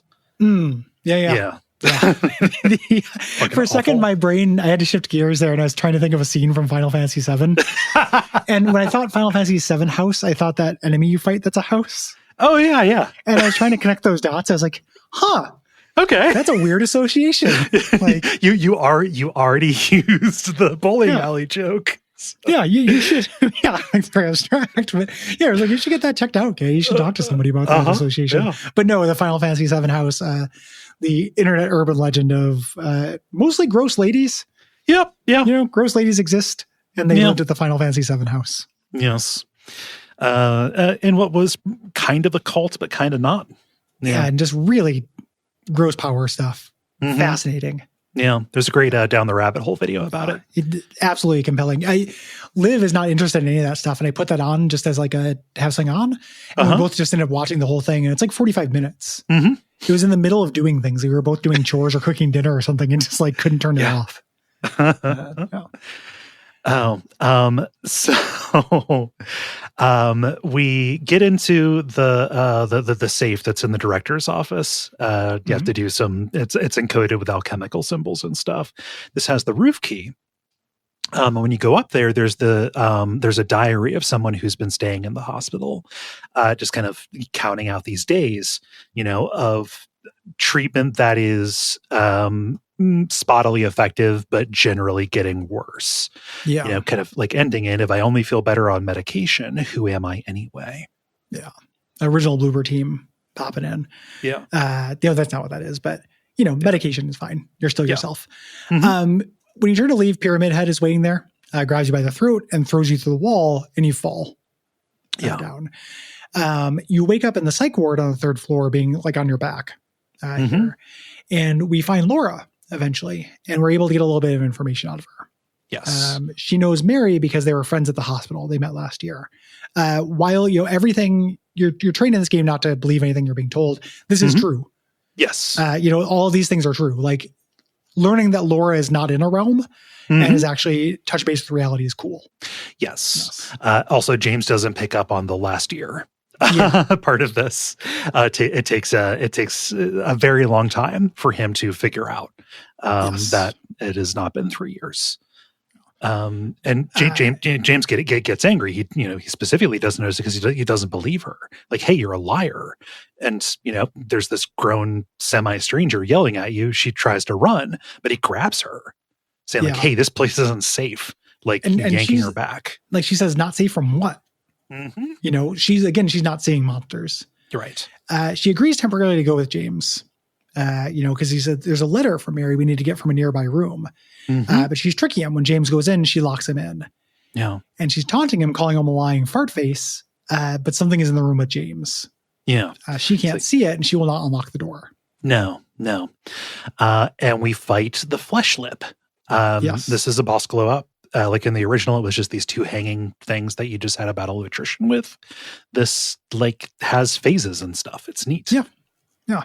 It's kind of a rusted steel frame with a mouth at the bottom, like a big, like Twizzler eating mouth, like a Rolling Stones reunion tour mouth, a little bit. Yeah, it's like legs dangling down on either side of this very feminine mouth. Yeah. That is kind of like positioned in the crotch of this lumpy body inside the frame. Super Yannick. Phase 1 is bursting from the ceiling to attack from above. You just have to kind of wait for it and dodge, get in your shots. But then it lands and it extends parts of the bed like a spider. Mm-hmm. Looks really cool. Yeah. And becomes more of a traditional boss fight with it. Yeah. You eventually beat it, though. Yeah. And then another flesh lip, the second one. There were two in the original. This one was just waiting.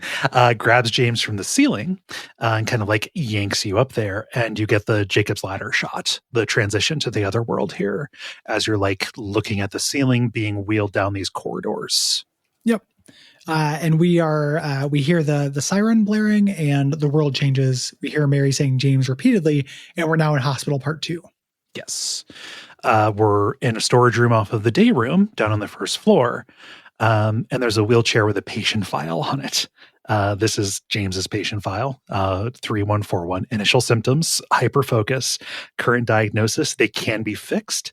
Recommendations, stop at nothing. And the back says no turning back now. Yeah, that's great. Yeah. The common area upstairs has this box with a bunch of locks on it. And barbed wire running off into different parts of the hospital. And again, my sigh shook the house.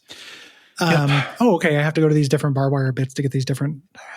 Yeah. The director's office has a ladder leading up to a little maze. Mm-hmm. We get up there, we turn on a generator, and then return to this upright operating table and activate the machine next to it. The electricity reveals a code in the fabric of the bed. Yeah. It's implied to be some kind of ECT thing. It does not look like any ECT. It looks more like like an electric chair bed. Yeah. Is what it looks like. Yeah. There's a patient room in the southwest of the second floor. We're in the other world, so everything is all rusty, dilapidated. It's the same building, so it's very clear, look, we got that transition. And the other one, it was plausible that like you had the nice apartment and then the fully Draculated one. Here it's the same geometry. I feel like that's important to underline. But we go to the southwest of the second floor, and there's a note with 4 lines, each giving a clue about some number from the environment. I like this. You have to count the pills. You have to like count how many times a light blinks. You have to like open the way to like view a clock. Yeah. Mm-hmm. Yeah. And, paying attention to your environment here. Mm-hmm. The final chain leads to a mannequin that's in a wheelchair shielding its face. Love when you have a non-aggressive enemy. Mm-hmm. That's scared of you here. It's not the 2 legs, or it's not the 2 sets of legs mannequin. It's like a medical, like a medical dummy. Oh yeah. That's true. I was thinking of something different. Yeah, I capitalize. I'm tired. We're at 2 hours. We're like a third the way through this game. We have the labyrinth to get through. There's a prison. Yeah. When I'm talking about the enemy, I capitalize it. Okay. Yeah. Yes. So you use the hammer and a pick to perform a lobotomy on it to get the key for the final lock here. Yes. Yeah. And you open this chest and it's empty. Yep. Womp womp. James just stares at it, but then this greasy cloth falls from the wall. They got a real deal on these greasy cloths. Yeah. It reveals this kind of like realistic relief of a woman like half emerging from the wall with a coin in her mouth. And that coin is actually the button. It's the basement button for the elevator. Yep. Again, don't put a paperclip in there. No. We use the elevator, and we get this, again, kind of an infamous part of this radio quiz show that is addressed to James directly. Yeah. With these questions about the town. The answers are in documents and maps here. Have you been paying attention to the logs? Yes. Here. And the basement is a snarl, just like it was before. And at the end, you find a copper ring, and when you pick it, Maria approaches. Been a while since we thought about her. Yeah. And again, longer than it should have been because the gameplay has been extended. James's reaction is he thinks that she's Mary, but then he's disappointed here. And this is hurtful to the Tulpa. Yeah. Anyway, glad you're alive. And she's furious about this. Like, listen, I was almost killed. Yeah. You have to care about me. I would like to be a real person. Yeah. I don't know if this changes. I've never done the Maria ending in this one. So I don't know if her reaction changes if you go back and check on her. I was not minding the Tulpa. Yeah. That makes sense that would be a thing you would check on. That would be a point. Mm-hmm. So Maria is like, hey, did you ever end up finding Laura? And James asks, why are you concerned about her? You never met.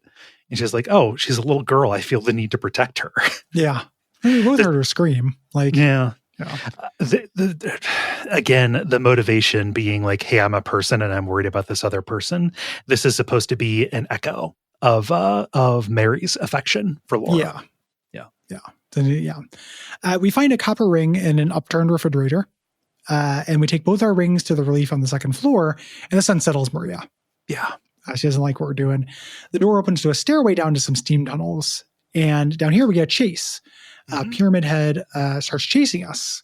And we're fine, but Maria is going slower until she eventually gets her heel snagged on the floor. Yeah.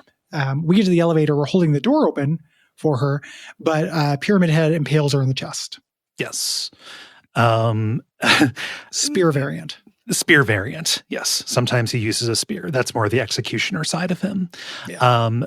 Presentation glow up on this, like you can see the light leave her eyes. Yeah. It doesn't actually show you the wound. It's mostly just you hear it and then see her face go limp and then the doors close. Yeah, it's good. Yeah. And you're upset at this point. You leave the hospital. There's sad piano music. We find the key on a journal entry about the illness that takes people over to the other side. Yeah. Again, kind of hinting all the people have the potential for it. It's what the director was obsessed with, pulling people back from this other world. Yeah.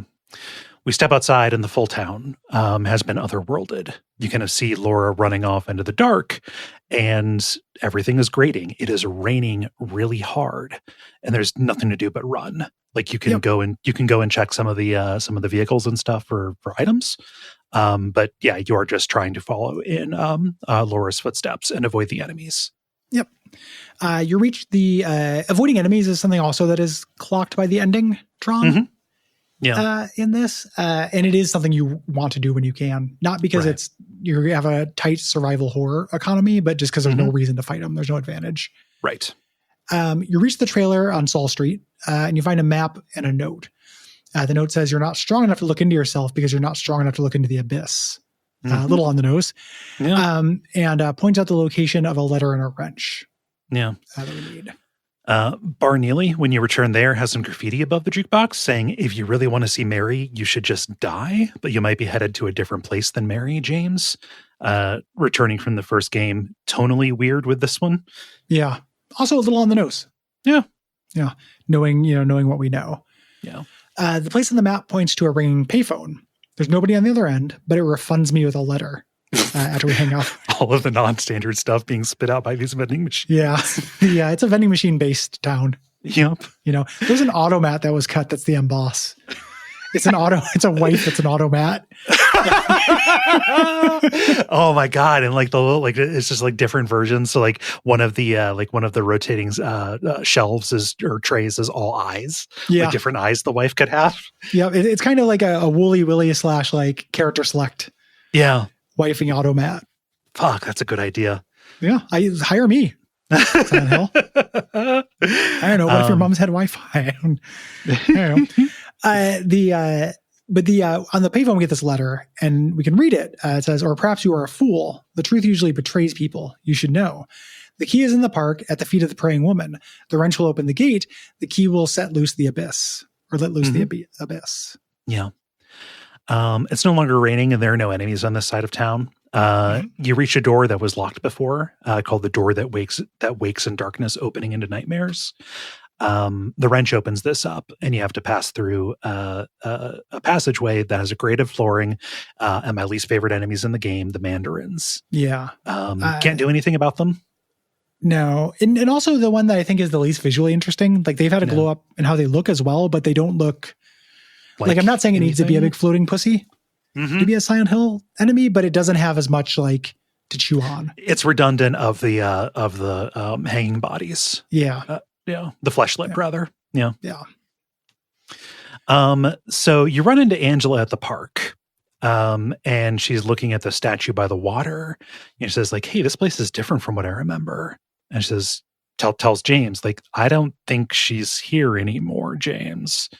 And she is talking about her mom, but ambiguously could also be saying, like, hey, Mary's not here either. Yeah. Both of us were brought here on false pretenses. James learned his lesson from Maria and says, I'm actually happy to see you. I'm glad you survived. And she doesn't, she reacts weirdly to this.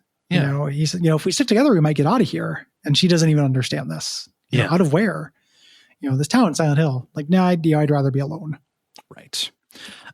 You ask her if she's seen a little girl running around, if she's seen Laura, and she starts having a flashback, like get, full on PTSD episode, saying you shouldn't be here.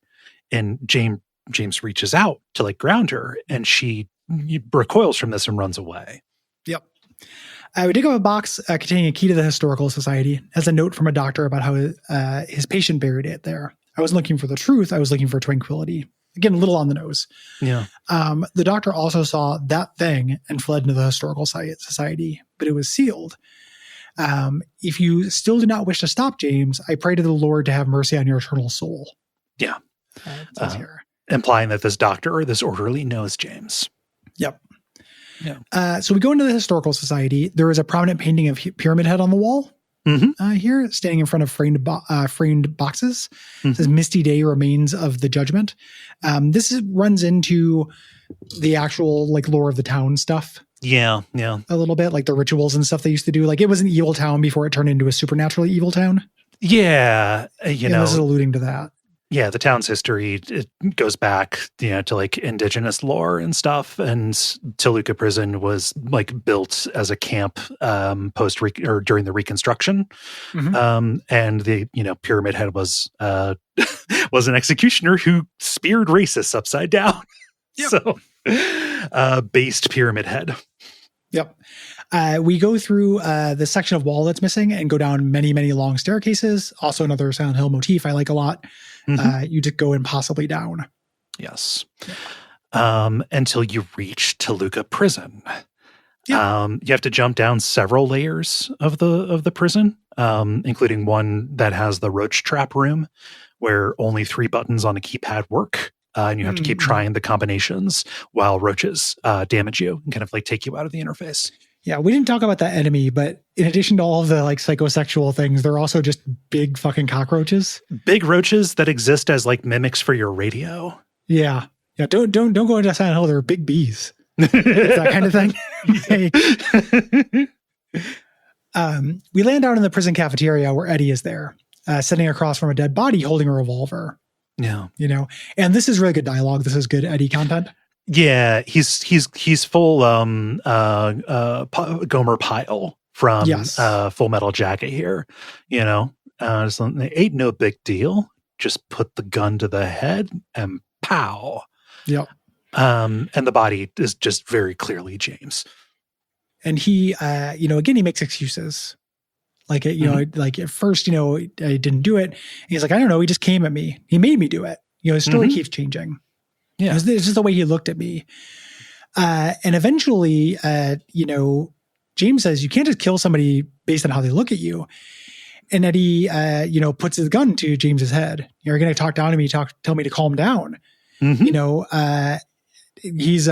laughs at me and goes, you should see her face. I was just joking. That guy was dead when I got here. And then leaves. Eddie, again, certified piece of shit. Yeah. He is so not committed to the lie either. Just, Yeah. you should see your face, James. I was just joking. Yeah. Like it just clearly manipulative here. Yeah. Love it. Yep. So we do some more puzzle stuff. At this point I am 100% tapped out of wanting to do this. Yeah. I just want the not the episode. I mean, I'm playing the game.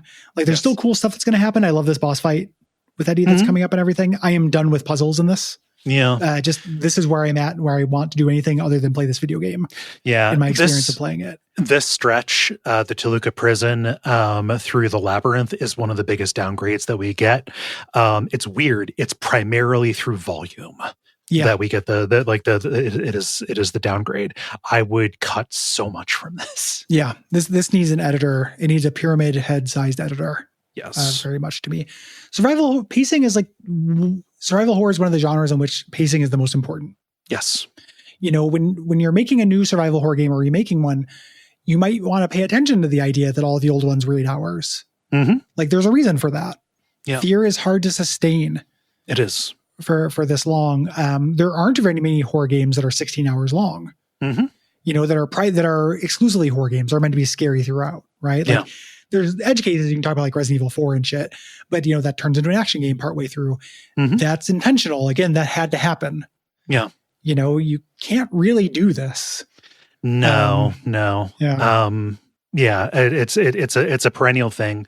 Like when traditional survival horror games went away, like we lost the sub 10-hour campaign from modern games, and it's kind of never come back. Like Silent Hill F is like 10 hours long, which I think is just right. But yeah, it's a whole constellation of problems because people also around the same time got unsatisfied with short games as a thing, and balloons budgeted, so they needed to charge more and make more. All these things happened that kind of really damaged this specific genre and art form, I think. Yeah, and is part of why it thrives, and in the indie space, exactly. Where you get all these like sub 5 hour games that are phenomenal. Yeah, sub 5 hours, or sometimes like 2 hours. Mm-hmm. Like it's experimental. It's like when you watch something on HBO and the episode is as long as it needs to be. Yeah. As long as it needs to be is the length that any game should be. Yes. I know the answer, but I won't tell you. You have to keep guessing. It's like taxes. Yeah. And if you get it wrong, jail. But yeah, the prison, I'm kind of done here too. I like the hotel, but could have lost all of this. Tons of good content in the hotel. Yes. Like when people are talking into the hotel, and the hotel looks good, but I don't want to play the game anymore. Yeah. For me. So the chaplain's office has a note. This guy really fucking hates the prisoners, saying like, hey, they're blissful because they don't view themselves to be sinful at all. For no matter how foul and loathsome one's existence may be, human nature abides. The lack of consciousness of guilt is a blessing they don't deserve, he believes. Yeah. Nobody thinks they're the bad guy. Yeah.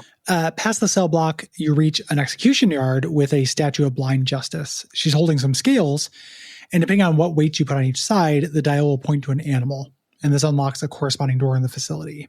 But you have to go find the weights, of course. Yes, to make it actually like balance out. And I'm really zooming through this, Gary. Yeah, no, let's fucking zoom. Let's get to the Eddie boss fight. Or get to the abstract Eddie boss fight. Like, we don't have to literally do that, but like it's, in terms of points of interest, like it is hard for me to pay attention to this. Yeah, the defining feature of this is when you go to death row. The cell block introduces spider mannequins. These things are fucking annoying, but also just like effective as an enemy. They can climb walls now. Yeah, and having a new enemy attack is good. From above. Yes, like it's a little too late, but it's good to have. Yeah. And we get a rifle here, which is a good weapon. Fires very slowly, very powerful, but I did not get very much ammo for this. It was hard to incorporate this into my. It was just for boss fights, and only to bypass the first half of a boss fight. Yes. Yeah. When you're in the upper floor of the cell block, you're following in the footsteps of an inmate who tunneled out in order to murder somebody in the shower, and you get there and it's a big combat arena. They also start just like making shit combat arenas. Yeah. And I don't think this combat system supports that really. Like your dodge is too effective for that. That is the move for everything. Like a big melee in this is just slower because you are spending more time dodging.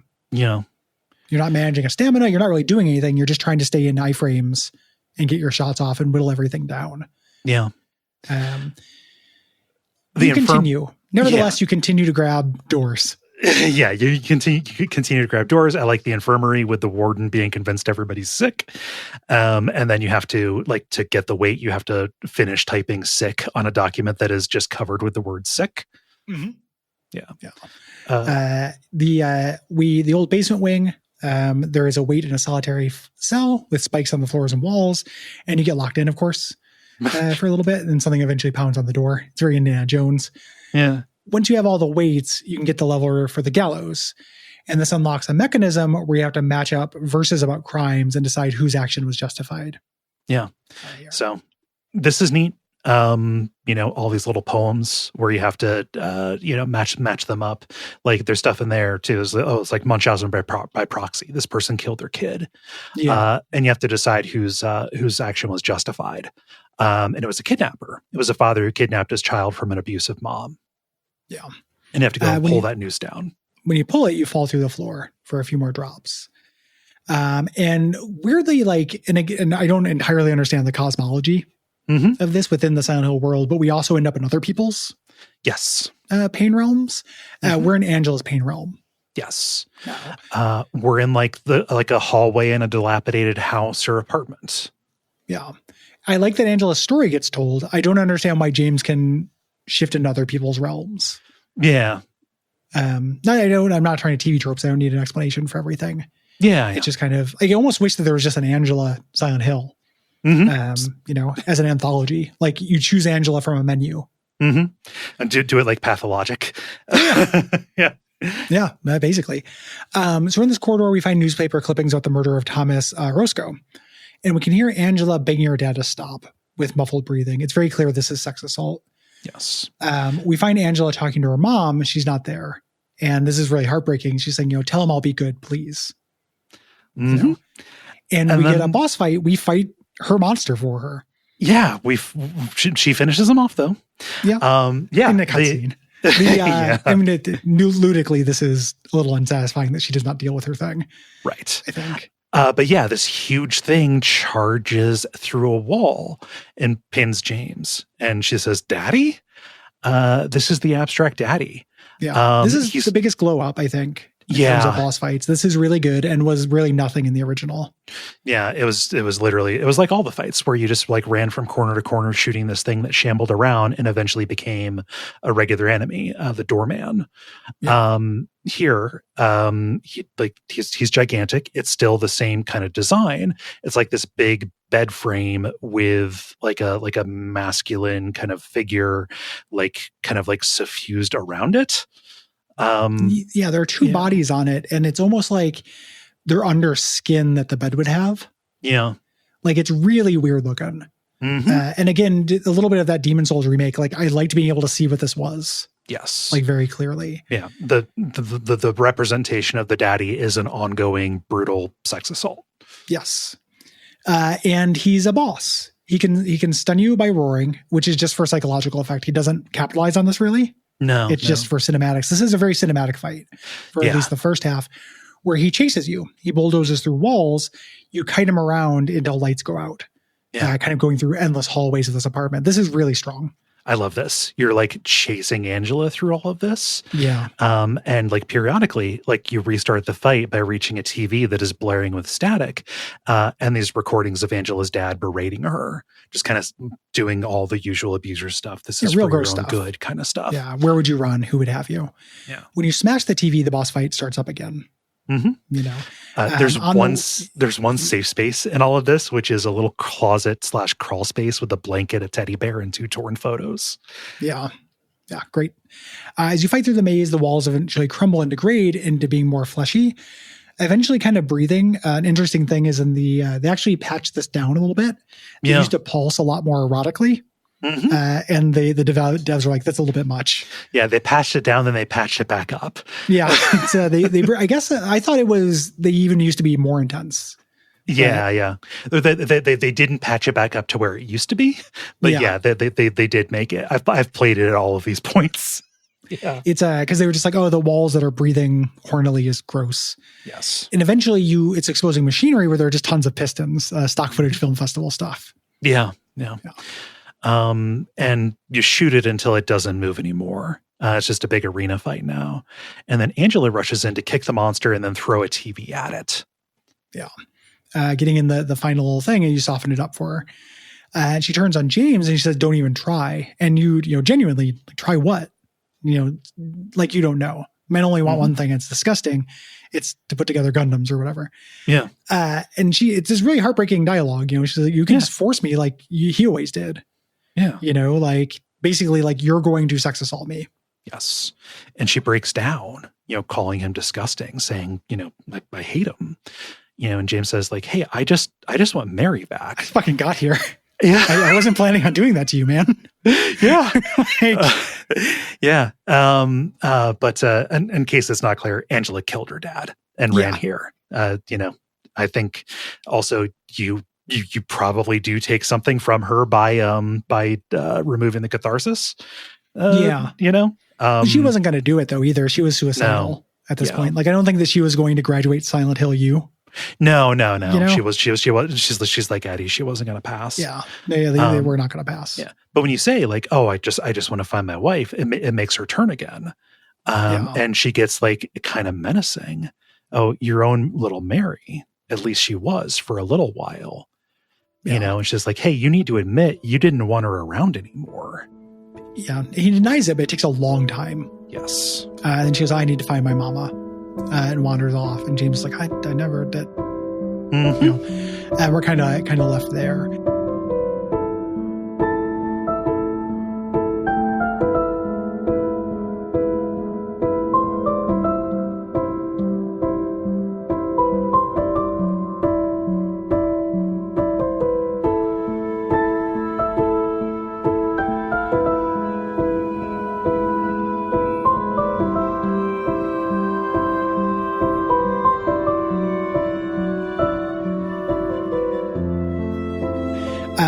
They are seeing into each other's realms, like her knowing about Mary.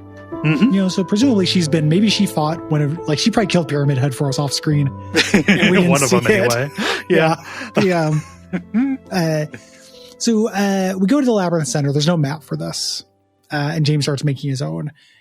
And we come to this hallway with writhing tendrils that are blocking the way. Yeah, this looks neat. You have to go another way, and you go into open a door into a room where Maria is sitting on one side of a cell with hospital equipment, and you're separated by bars. And she's all right and confused. Like, what do you mean? I was stabbed. I died. Are you confusing me with somebody else? It's cute. Yeah. You always were so forgetful. Remember that time in the hotel? And James forgot this videotape they had made. Yeah. And he asked, who are you in this case? And she goes, oh, I'm not Mary. I'm Maria. If you want me to be that. Yes. Basically I can be this idealized version of this. She touches his cheek and we see a wedding ring. Yeah. See, I'm real. Don't you want to touch me? I'm going to be waiting for you. And he can't handle this. No. He has a lot of, we're talking about what actually happened with James for people who are not familiar, but he has a lot of sex hangups from his wife being unavailable sexually for a couple of years. Yes. Yeah. And now we get into just a mostly unnecessary. I really elided a lot of this. You're just good. You've got to go into 3 different areas: a rotten area, a desolate area, a ruined area. Give me 5 more similes. Yeah, five more similes with some combat arenas. Yes. It sucks. You have to select them on this huge cube that you can rotate. This was so much better in the original. It's just combat arenas, a lot of graded floors where you have these mandarins coming after you. They can roar to make you stop running, and they can shoot out tentacles to hurt you and make you stop running. Yeah. And they can actually hurt you while they roar. It's not like the Abstract Daddy. Like, they're going to do this actionably, and there's no defense against it. You can't dodge through it. Yeah. I just highlighted some of the like the neat imagery here. Like in the rotten areas, there's a room that's just, or there's a fridge full of gore that opens up. That spills out when you open it up. There's like a bed that's split in half with a huge like wound on the wall in the middle. Just a cubicle for some reason. Stuff like that. There's a real feeling for me, and I'm not, these are neat when you show up, but they are like real little, real late. Yeah. And also they feel like they could be anywhere. The fridge full of gore could be anywhere. And like, that is a creepy image, but it's also something you could probably buy from Spirit Halloween. Yeah. Like it looks good, but like there's a moment, like a really intense sense with this remake of what are we even fucking doing? Yeah. Like, I don't know. It almost like they had to meet a quota. Yeah. It feels like writing an essay and trying to get to a word count. Even when you go to Pyramid Head's room, it's a downgrade. Yeah. Right. Like, I don't know. Like you just like, there's nothing to get there. There's no like weird Lisa Trevor kind of like living space kind of things. It's just a place where he is. Yeah. Yeah. Eventually this ends with him chasing you. We reach this hall that's filled with those tendrils. They only allow passage when Pyramid Head is close behind you. So it's a close chase. We reach the room where Maria was, and she's dead. Half her face is scarred and rotten. This is a medical thing that happened to Mary. James cries at her side and gets up and leaves and calls her Mary. Yes. He's realizing. The cube mechanism that you use to rotate the rooms is destroyed, and Pyramid Head's sword is here, the great knife, and you have to pick it up and drag it. I do like that it is very clearly one half of a scissors in this. That is not as clear in the original. It's also not like a bad weapon now. It's a key. Yes. Yeah. It's like a cutscene. Like you drag it slowly behind you. It is the knife that lets you pass through the tendrils. We reach a little indoor graveyard with 3 open graves, one for Angela, one for Eddie, and one for you. The capacity for Silent Hill is 3. It takes 3 people on this ride. And then we get to another, I think this is good. We jump into our own grave, of course, and this goes down, we go down a staircase and we get to the Eddie boss fight, which I also think is an improvement. It's not as big a glow up as Abstract Daddy, but he's shouting at this dead body in a freezer. How you just had to follow me. How many times do I have to kill you? Like, oh, you fat piece of shit, you garbage human making fun of me. Maybe you're right, but it doesn't matter because if you're smart, dumb, ugly, pretty, it's all the same when you're dead. And a corpse, blam, can't blam, laugh. Yeah. Shooting it. It's good. Good performance. He's absolutely losing it. And James is trying to get him to calm down. Yeah. And Eddie says, oh, well, you're laughing at me too. You're laughing at me for being stupid, and puts a gun in James's face, and James punches him. You need help, Eddie. Don't get all holy on me, James. This town called you too. You wouldn't be here unless you were just like me. Yeah. And then we get a boss fight. We're in a meat locker, this freezer full of hanging pigs. And he gloats about how good it felt to kill a dog. That's one of his original sins here. Yeah. And we fight him in this meat locker with huge, just kind of grotesque, abstract beefs. This has phases. Partway through, he shoots the ceiling to fog it up, and then he also makes the hanging pig start moving. And he will either shoot you or kind of come up behind you and pistol whip you. Yes. And like he is like disappearing into the fog and being like, an ambush kind of thing. Like he's doing hit and run stuff. So you have very little time to react. You can like track him down, but he has a big gun and it does a bunch of damage to you. Yeah. He's like taunting you the whole time. It's a good fight. Yes. Yeah. And Eddie just goes down, and James like stares at his hands. This is, as far as the first human he has killed. Yeah. So the big moment for James, we step outside, we find ourselves at water level near some docks on a lake, and there's a rowboat. So of course we row across. Yeah. Again, towards a light, like the metaphor from before. Yes. And still just as affecting as it was in the original, all of the descent that we've been doing for all this time, and then coming out, back at water level. It's like a Dark Souls level. Yeah. Yeah. And we get our kind of last dungeon here, where I like the narrative content of this, but I am not into playing it personally for me. Yeah. We're at the Lakeview Hotel. It's a mega dungeon. It's in pretty good shape.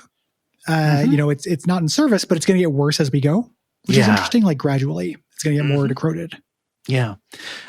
You grab a map, and Mary has labeled it for you. It's in her handwriting. Room 302 or room 312 is labeled, waiting for you.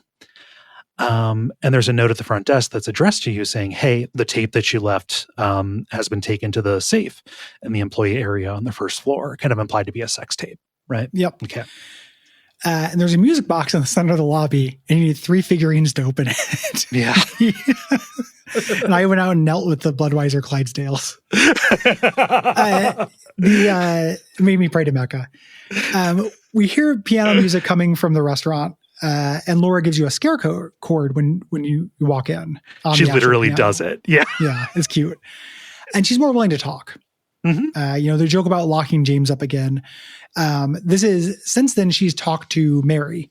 Yes. In the realm or what have you, who said to go easy on you, basically. So she's now open to talking to you. Yes. Says like, hey, I still want help finding her. And she said like, yeah, no, she said in her letter that you'd be here. That she'd be here. And Laura hands over her letter, the letter that Mary left for her. Says like, hey, don't tell Nurse Rachel that I took it. That I took it from her locker. Mary gave it to the nurse to, give her after she passed. She took it. It's a letter from Mary to Laura apologizing for not saying goodbye before she died. Yep. Saying like, hey, you need to go easy on James, even though you think that he's been mean to me. Yep. And, I love you like my own daughter. Mm-hmm. It ends by wishing Laura a happy 8th birthday. James asks how old she is, and she says, I turned 8 last week. This is putting that together. Mary didn't die 3 years ago. And he has a little hope moment here where he's like, well, she could actually be here if she didn't die 3 years ago. Mm-hmm. No, man, that's not the takeaway. Nope. And Laura and Mary talked a lot about Silent Hill. Yeah. That's why she came here. Yeah. There was another letter, one for James. She hands it over to James, but the envelope is empty. Yeah. Laura is shocked. She says she must have lost it. And she runs off to look for it in the western wing, the guest wing. Yeah. And as we mentioned, as you explore the hotel, it gets more and more degraded. Yes. Around this point, like in the original, if you look at the letter in your inventory, it is blank. Yes. Yeah. And yeah, as you pass back through at certain points, like the lobby is, more dilapidated, more otherworlding. And we're going after these figurines. You're just exploring rooms, trying to grab these things, just clearing the place. Like there's a mirror puzzle. You have to place an apple in front of a mirror and then reassemble the shards. What kind of apple you put here does affect your ending, whether it's a fresh one or a rotten one. Yeah. Ending points. Mm-hmm. We grab the Cinderella figurine from the conference room fireplace, and we have a Mandarin boss fight here. We're fighting one directly. It's fine. Yeah. It just charges around. Just a big thing. It's we talk about its design not being especially evocative. No, and when they're not doing their gimmick, like they're also just a charging monster. Yeah. The upstairs in the library, we arrange some books with animals on the spines according to some clues in a painting. This opens up a passageway to a guest room. It has a briefcase and 3 photos. Yes. And we're going to get 3 objects. These lead to rooms where we get a light bulb, a paint can, and a can opener. Yeah. The biggest downgrade from the original to me is the fact that you do not open a big can full of light bulbs. That's one of my favorite items in horror games. The big pink can full of light bulbs. No, now, and it's taking a puzzle from the last door. Where we have to dip the bulb in red paint to turn it into a red light bulb. Yeah. Here. This reveals bloody writing on a mirror. It says deed done. This is the combo for a briefcase, which contains the employee elevator key, which leads to the safe, stealth. Which opens up the thing that opens up the thing that opens up the thing. And once you get to the thing, there's bad news about the thing. Yeah. You've got to go down to this area. You have to deposit all of your items. This is on loan from the original. It's less a problem that you can't fight here, and it's more of a problem that you don't have a flashlight. It's more of a problem that the game isn't fucking over. Yeah. I know I'm really hammering this point, but this is one of the longest feeling games we've done, I think. Yeah. And it sucks, I think, largely because it has a point of comparison. Yeah. If this game came a fun just came out as it is. Yeah. Like came out without Silent Hill 2 existing. Yeah. If this were the first version of the story, I think I'd be over the moon for it. If I got through it. Mm-hmm. There'd be a good chance that we weren't doing it for the show. I would quit at some point, like second half of the hospital, maybe. Yeah. Just being tired of doing this stuff. in this combat, because I know there's a version of this story that has almost all the highs and none of the lows, like it really hurts it for me. I know I'm hammering that point a lot, but it's hard because it's like, it's over it. Yeah. What we're actually doing is, again, really cool. This is when I am being compelled the most by the story. Like, I love James's story. I think James and Mary's story is sad and mature in a way that, like, genuinely rare and affecting. Yeah. Really fucking good. You didn't need to fucking do the oral. Bloober? Yeah, no, you've nutted and they've kept going. Yeah, and kept going. Yeah, no, yeah, it is just a chain. You end up with a Little Mermaid figurine, from the bar. You get the tape, and you have to put the figurines into the music box, rotate some discs to create a path, and then turn the winding keys according to some stuff that is mentioned in some plaques about their stories. It's dumb. I preferred in the version of this in the original where you had to like tune the music box. I could understand why they didn't want to rely on people's sense of tonality. Still, though, it's more interesting, even if it isn't, they're a good puzzle. There's a way of adding puzzle complexity, and we're going to run into this a little bit with Cryptmaster as well next week, where all you do is add steps. Yeah. Like, the individual components are not challenging, but like if you add an extra thing you have to do first to get the components to add to this component, it makes a puzzle seem more difficult or more complicated, but it's just longer. It's still broken down into discrete points that are not interesting to solve. See also almost all of the Talos principle. Yes, exactly. Like it is a puzzle design principle that like sucks. And it's a weird thing. People who design puzzles cannot not fall into this trap. Except for fucking Jonathan Blow. And I hate Jonathan Blow, who does a new, does a, game recognized game, does a pretty good job of that. And like Portal, there are a few games where the first time you do something is the only time you do it. That moment of aha is what you do. And it's not going to just string smaller puzzles together to create a Franken puzzle. Yeah. Vanishingly rare though. Wish it wasn't. I wish it wasn't. It's just, it feels bad to me. I don't like it. Yeah. But eventually you run out of dungeon to do. Yes. You reach the room 312 and Mary isn't there. There's just a TV and a VCR. And James puts the tape in, and we see him in this room videotaping Mary on the last day of their trip. And she's like, "Oh, you need to promise to bring me here again." And then she coughs, and that causes the tape to get otherworlded. It's pretty abstract what we're seeing, but it's full of static and noisy close-ups. But it is James smothering Mary from Mary's point of view. Yes. This is something that they made an editorial change in the remake.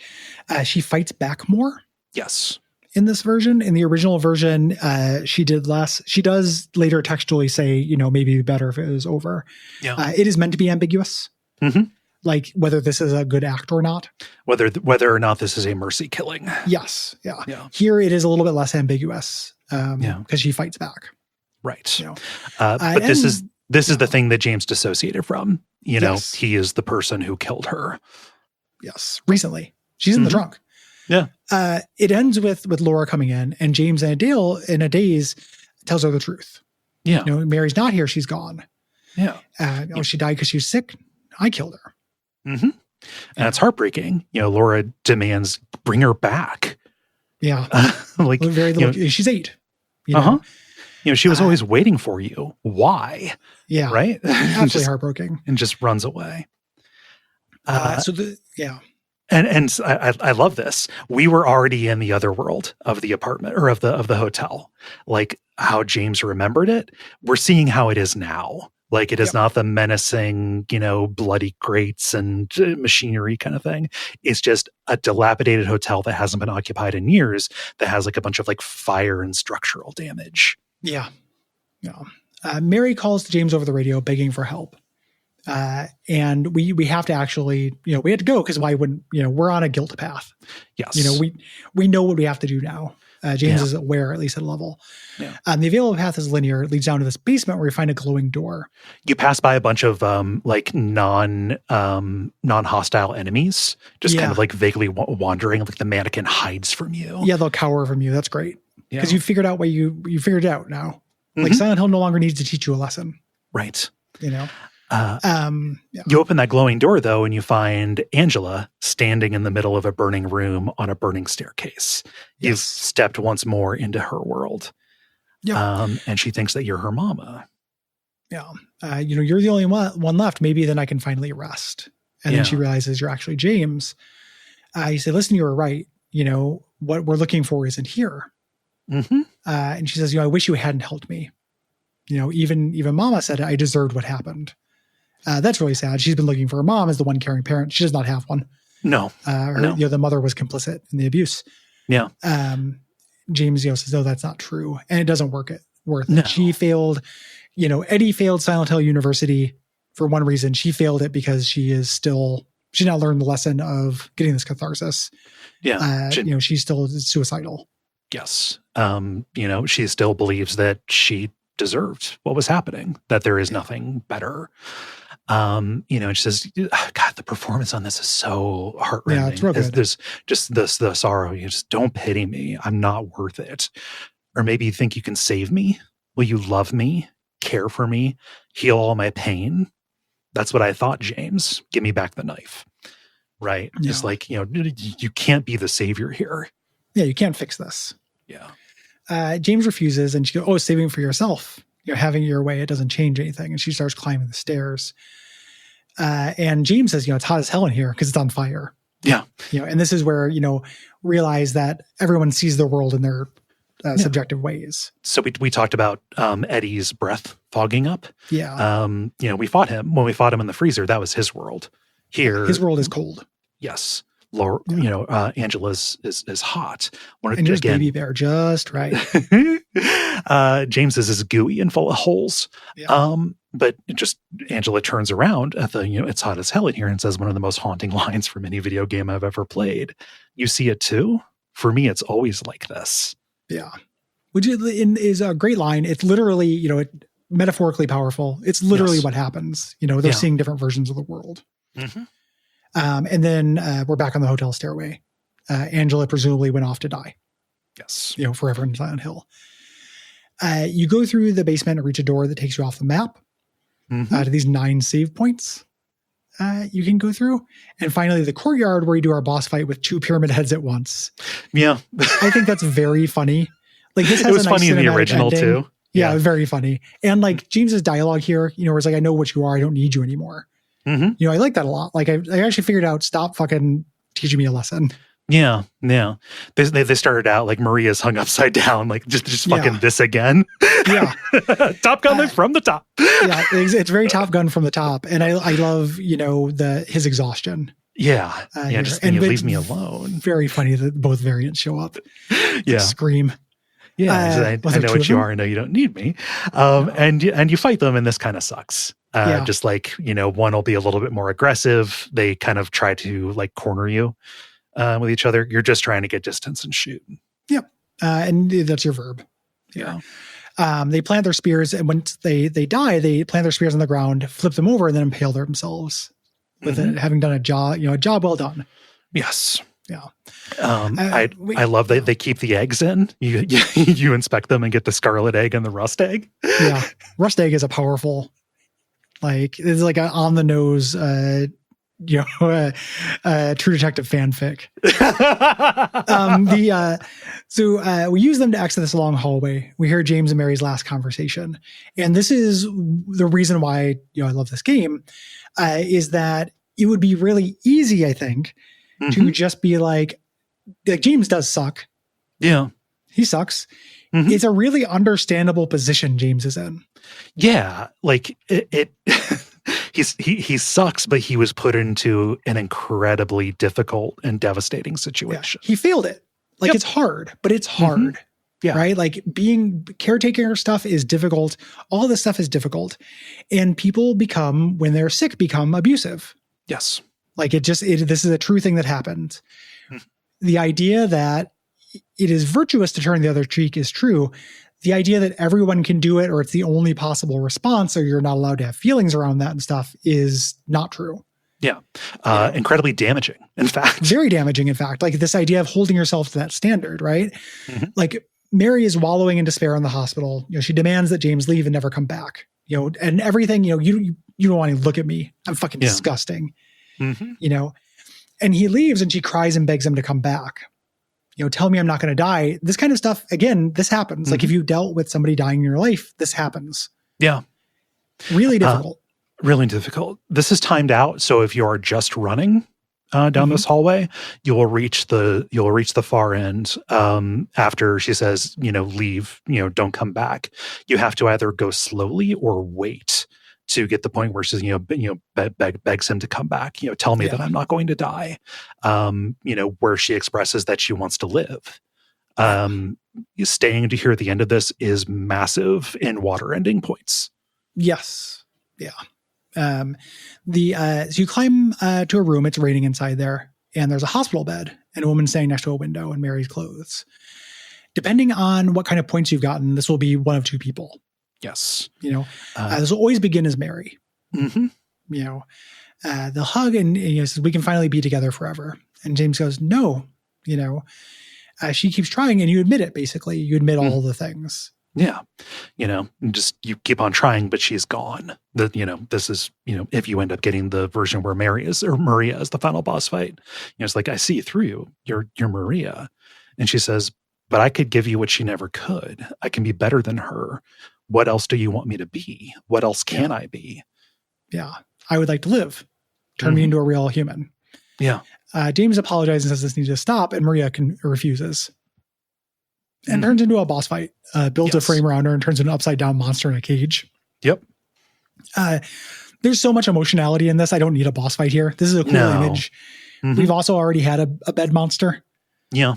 I don't know. I wish this had just been. It's also dialogue. it's just a remix of all these other boss elements. Yeah. The only new thing is she shoots out these flaming moths, or homing moths rather. But yeah, no, it's just a reprise of a bunch of different boss fights that we've done on the way here. There's there's a phase change partway through where she takes you to a basement realm and plays Keep Away in the Ceiling, like the flesh lip. Yeah. I don't know. I'm here for the story, not for this big boss fight that kind of doesn't mean anything other than Maria was a monster the whole time. Well, yeah, and she, there's a sympathetic read for Maria as well. If you go and get that ending, I didn't get that, but there's a sympathetic ending for Maria. It's kind of like a Chekhov or like a Schrodinger's cat kind of thing. Like she's either this evil monster or not. Mm-hmm. The turning this into a by the numbers survival horror boss fight really undercuts a lot of what's going on here and what's interesting about it. Oh, it diminishes it. Yeah. Yeah. And that's kind of I feel like that's a general statement for a lot of this remake. Yeah. When you beat her, she's lying in the bed and you have to shoot her. Yeah. And this is the ending I got as well. Okay. And this is if you take care of yourself, basically.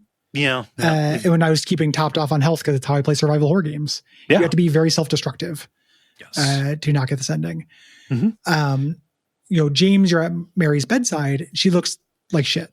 Yeah, she's completely wasted away. She has the rotting on her face, like Maria did when you found her dead in the cell. And she says, he apologizes to her, and she says, I wanted the pain to end. She's giving him absolution here. And he goes, no, but I hated you. At the end, I wanted my life back. Again, very true thing.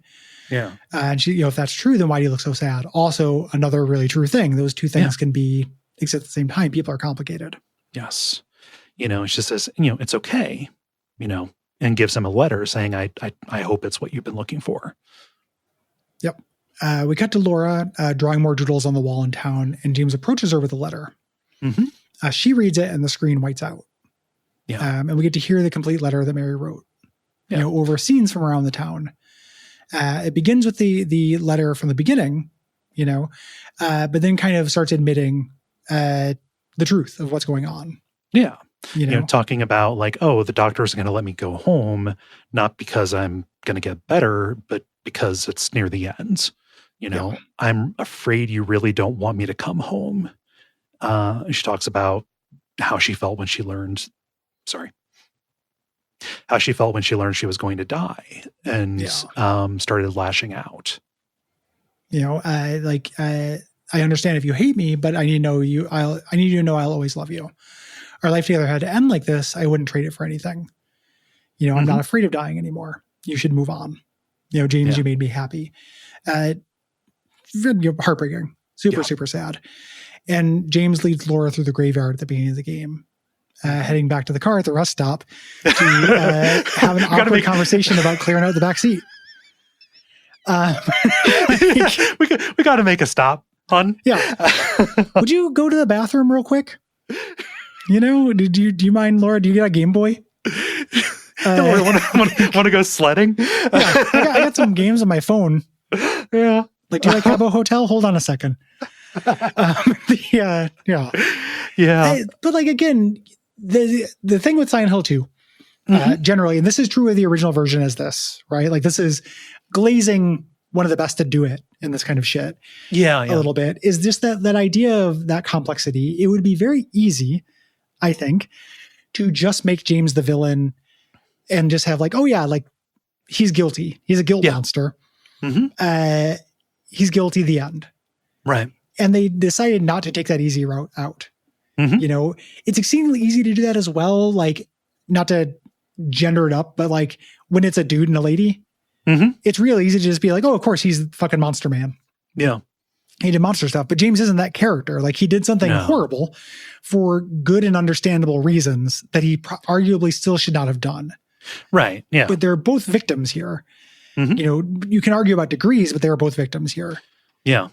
And it's kind of like the other side of guilt that you're getting here, right? Like a more complex side of it. Guilt of like, okay, you have done this thing and you deserve to be punished, and Silent Hill is here to hurt you until you understand and are eventually eliminated, knowing the effect that you had on other people.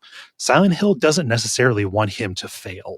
No, it will keep him here until he succeeds. And based on the time loop stuff here. Yeah, the time loop stuff. He maybe never succeeds. As this is the first time he succeeded in that. But it's the other side of guilt.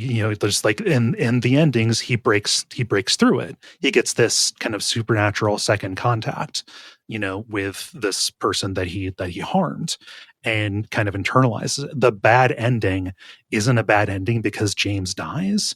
The bad ending is there because James didn't learn anything. Yeah. Yep.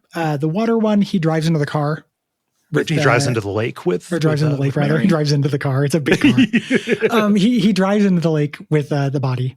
Yeah. Basically a suicide of some kind. Goes the Angela route. Yeah. The Maria route is the most interesting to me. Yes. Where if you choose her, you fight Mary as the end boss, which is weird. But she, you're starting a new life, and then it seems very happy. Like, she's become, a real person. Yeah. Tons of movies deal with this in a really interesting way. The One I Love has this. The second season of Channel Zeros kind of has this. But she is this version who wants to be a real person, and she gets a cough at the end. Yeah. This idea that, no, you haven't escaped this fate. This is what Mary is. And this person becoming the real Mary, this is, when you have this person, you cannot have a version of this person without that. He also didn't learn in this. Like, this is the ending that you're most likely to get if you don't listen to the end of the conversation. Where you don't learn that Mary wasn't just abusive in her sickness, that she was scared and desperate and wanted reassurance that things were going to be okay. It would be, I don't think that's true. I think it would be stronger if that were true, but the way it's weighted is very much for this ending. Yeah. You have to do a lot more to make that happen. It's more than just not waiting for the hallway. You have to do a lot more to get the Maria one to happen. Yeah. Yeah. Like it is, the ending points are weighted, and it is probably too diffuse. Like, having this idea of, I'm going to psychoanalyze how you play. It gets in the way of it. Yeah. Gets in the way of it. And it makes, it's just, now we have the golden YouTube, so we can just look up other endings, but it would be, if it were just whether you stay till the end of the hallway, that would have been a cooler Easter egg than like checking to see whether you healed in a video game. Yeah. I don't think it's actually that interesting to try to see how I'm playing a game and then try to give my character that ending. Yeah, because like James, hearing something that he otherwise could not have heard to understand the reality of the situation is the thing that is necessary to him being able to process what he did and what he's gone through. And, not hearing that lets him keep Mary as the villain and lets him get this better replacement that is doomed to take him back through the same heartache and struggle that he went through because he didn't learn again. Yeah. Yeah. As I think that would be better. Yeah. It's a back of the box, like clever thing to have the ending points, but yeah, I don't think it's that cool. There are other endings you can get on second playthroughs. The ones that were there before, the dog ending, the UFO ending, the rebirth ending, where you gather all these ritual elements and the game stops at the rowing across Toluca Lake segment, where James does a ritual to bring Mary back through foul Silent Hill magic. Yes. These are all non-serious. Yes. To me, these are Easter eggs. Mm-hmm. Some of them explicitly comedic, but even that one, which is in the canon, like it's tying in Silent Hill 1 stuff in a way that is beneath this game. Yeah. Like, I don't know. That's beneath you, man. Don't do this, Silent Hill. Yeah. Another one that was added in the remake is called the Bliss ending. You find you find in the bowling alley a puzzle box, that has it's locked. Inside of it is a bottle of White Claudia, the drug that the cult was using to keep people coming in and to keep people coming into town. James and Mary came here before. They probably imbibed some of this. If you drink that bottle in room 312 before you use before you watch the tape, you see a different version of the tape where it's just happy, like, oh, I love you, James. This is so wonderful. And like at one point he puts down the camera and then you see James like walk into frame and they hug and they were happy together forever. And then when the tape ends, it cuts back to the room and James is not in the chair anymore. Like he has been blissed out of any kind of revelation from this and is brought back further deeper into the loop. Like absolutely gilding the lily. Yeah. On that. Like we don't need the magical Silent Hill drug for this. Nope. To have him not learn his lesson and be in denial. That's the whole point of the game. Mm-hmm. The new dog ending is funny. Yes. Did you watch that on the internet? Has the original, low poly James. Turns James into low poly James and T-poses him and stuff. And like makes him move through keyframes and everything. It's pretty funny. Uh-huh. All that stuff is cute. It's non-serious. One of the things that's frustrating to me about Silent Hill fandom, like present company excluded, is this idea that like this whole thing can't just be this beautiful story with this emotional richness. You have to actually figure out all of the little clues and the timeline and all this stuff. And it's like, what are you doing? Like you just fucking sit in it and be bowled over by this unusually mature, like subject matter for a real life tragedy being used in a horror game.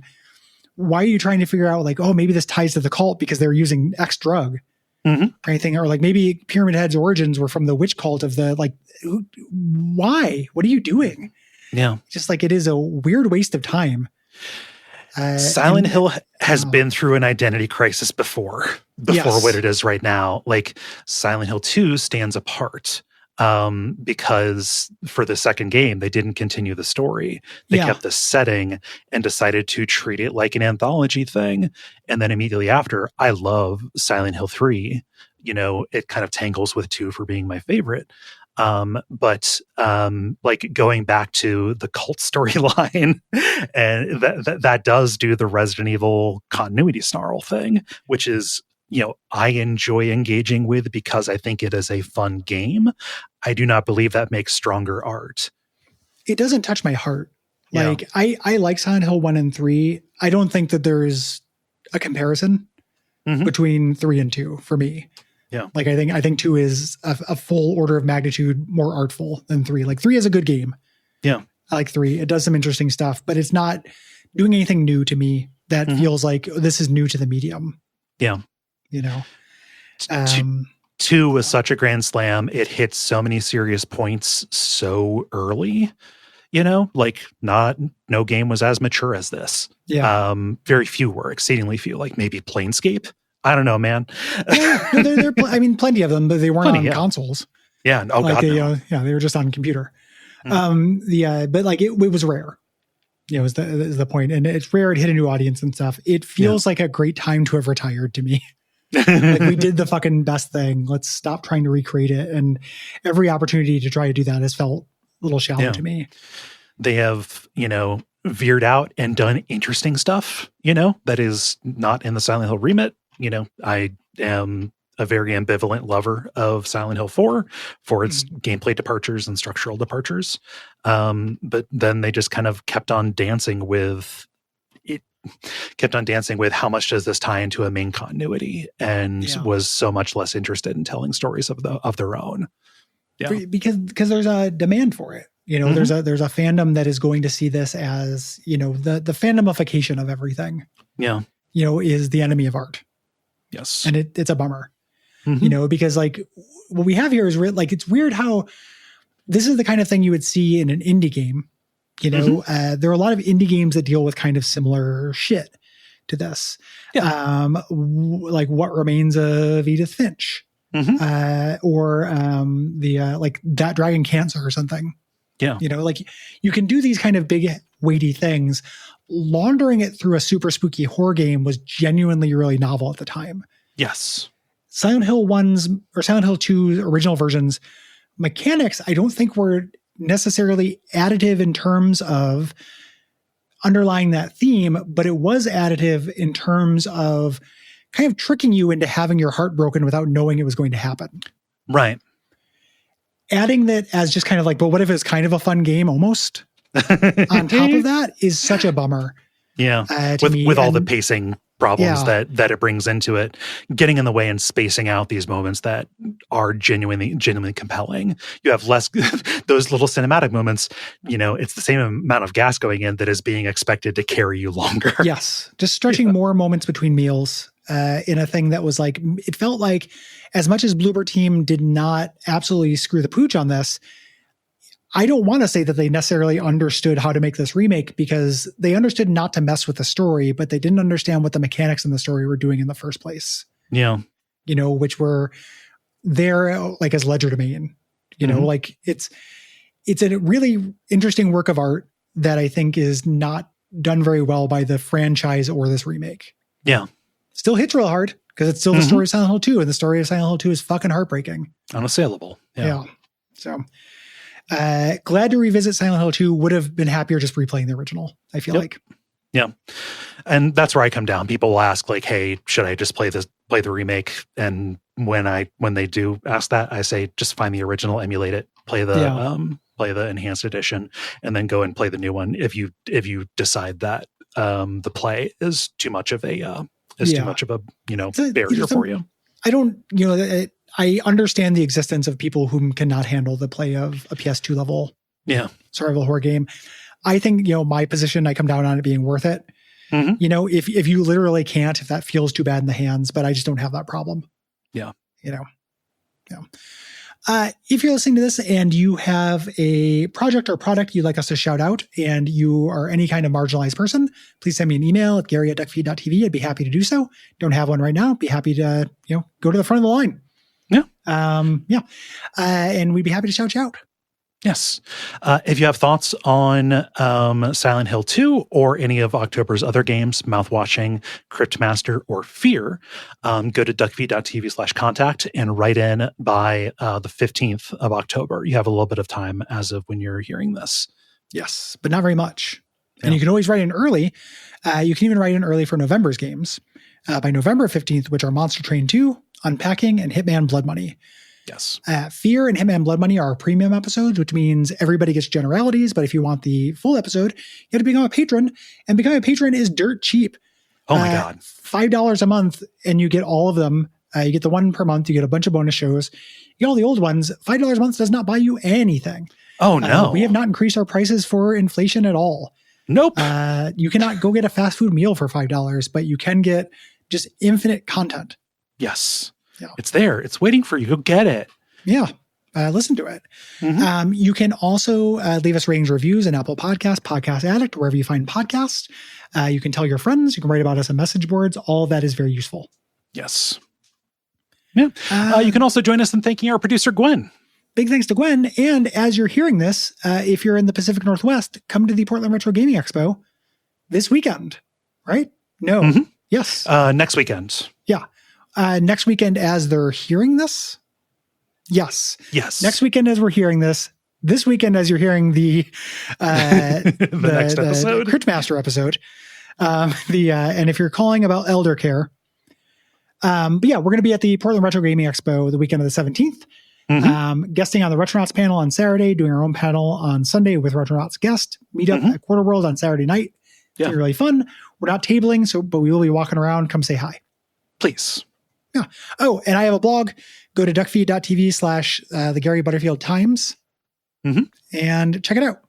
Do it. And what should they watch out for until next time? Until next time, watch out for Denial.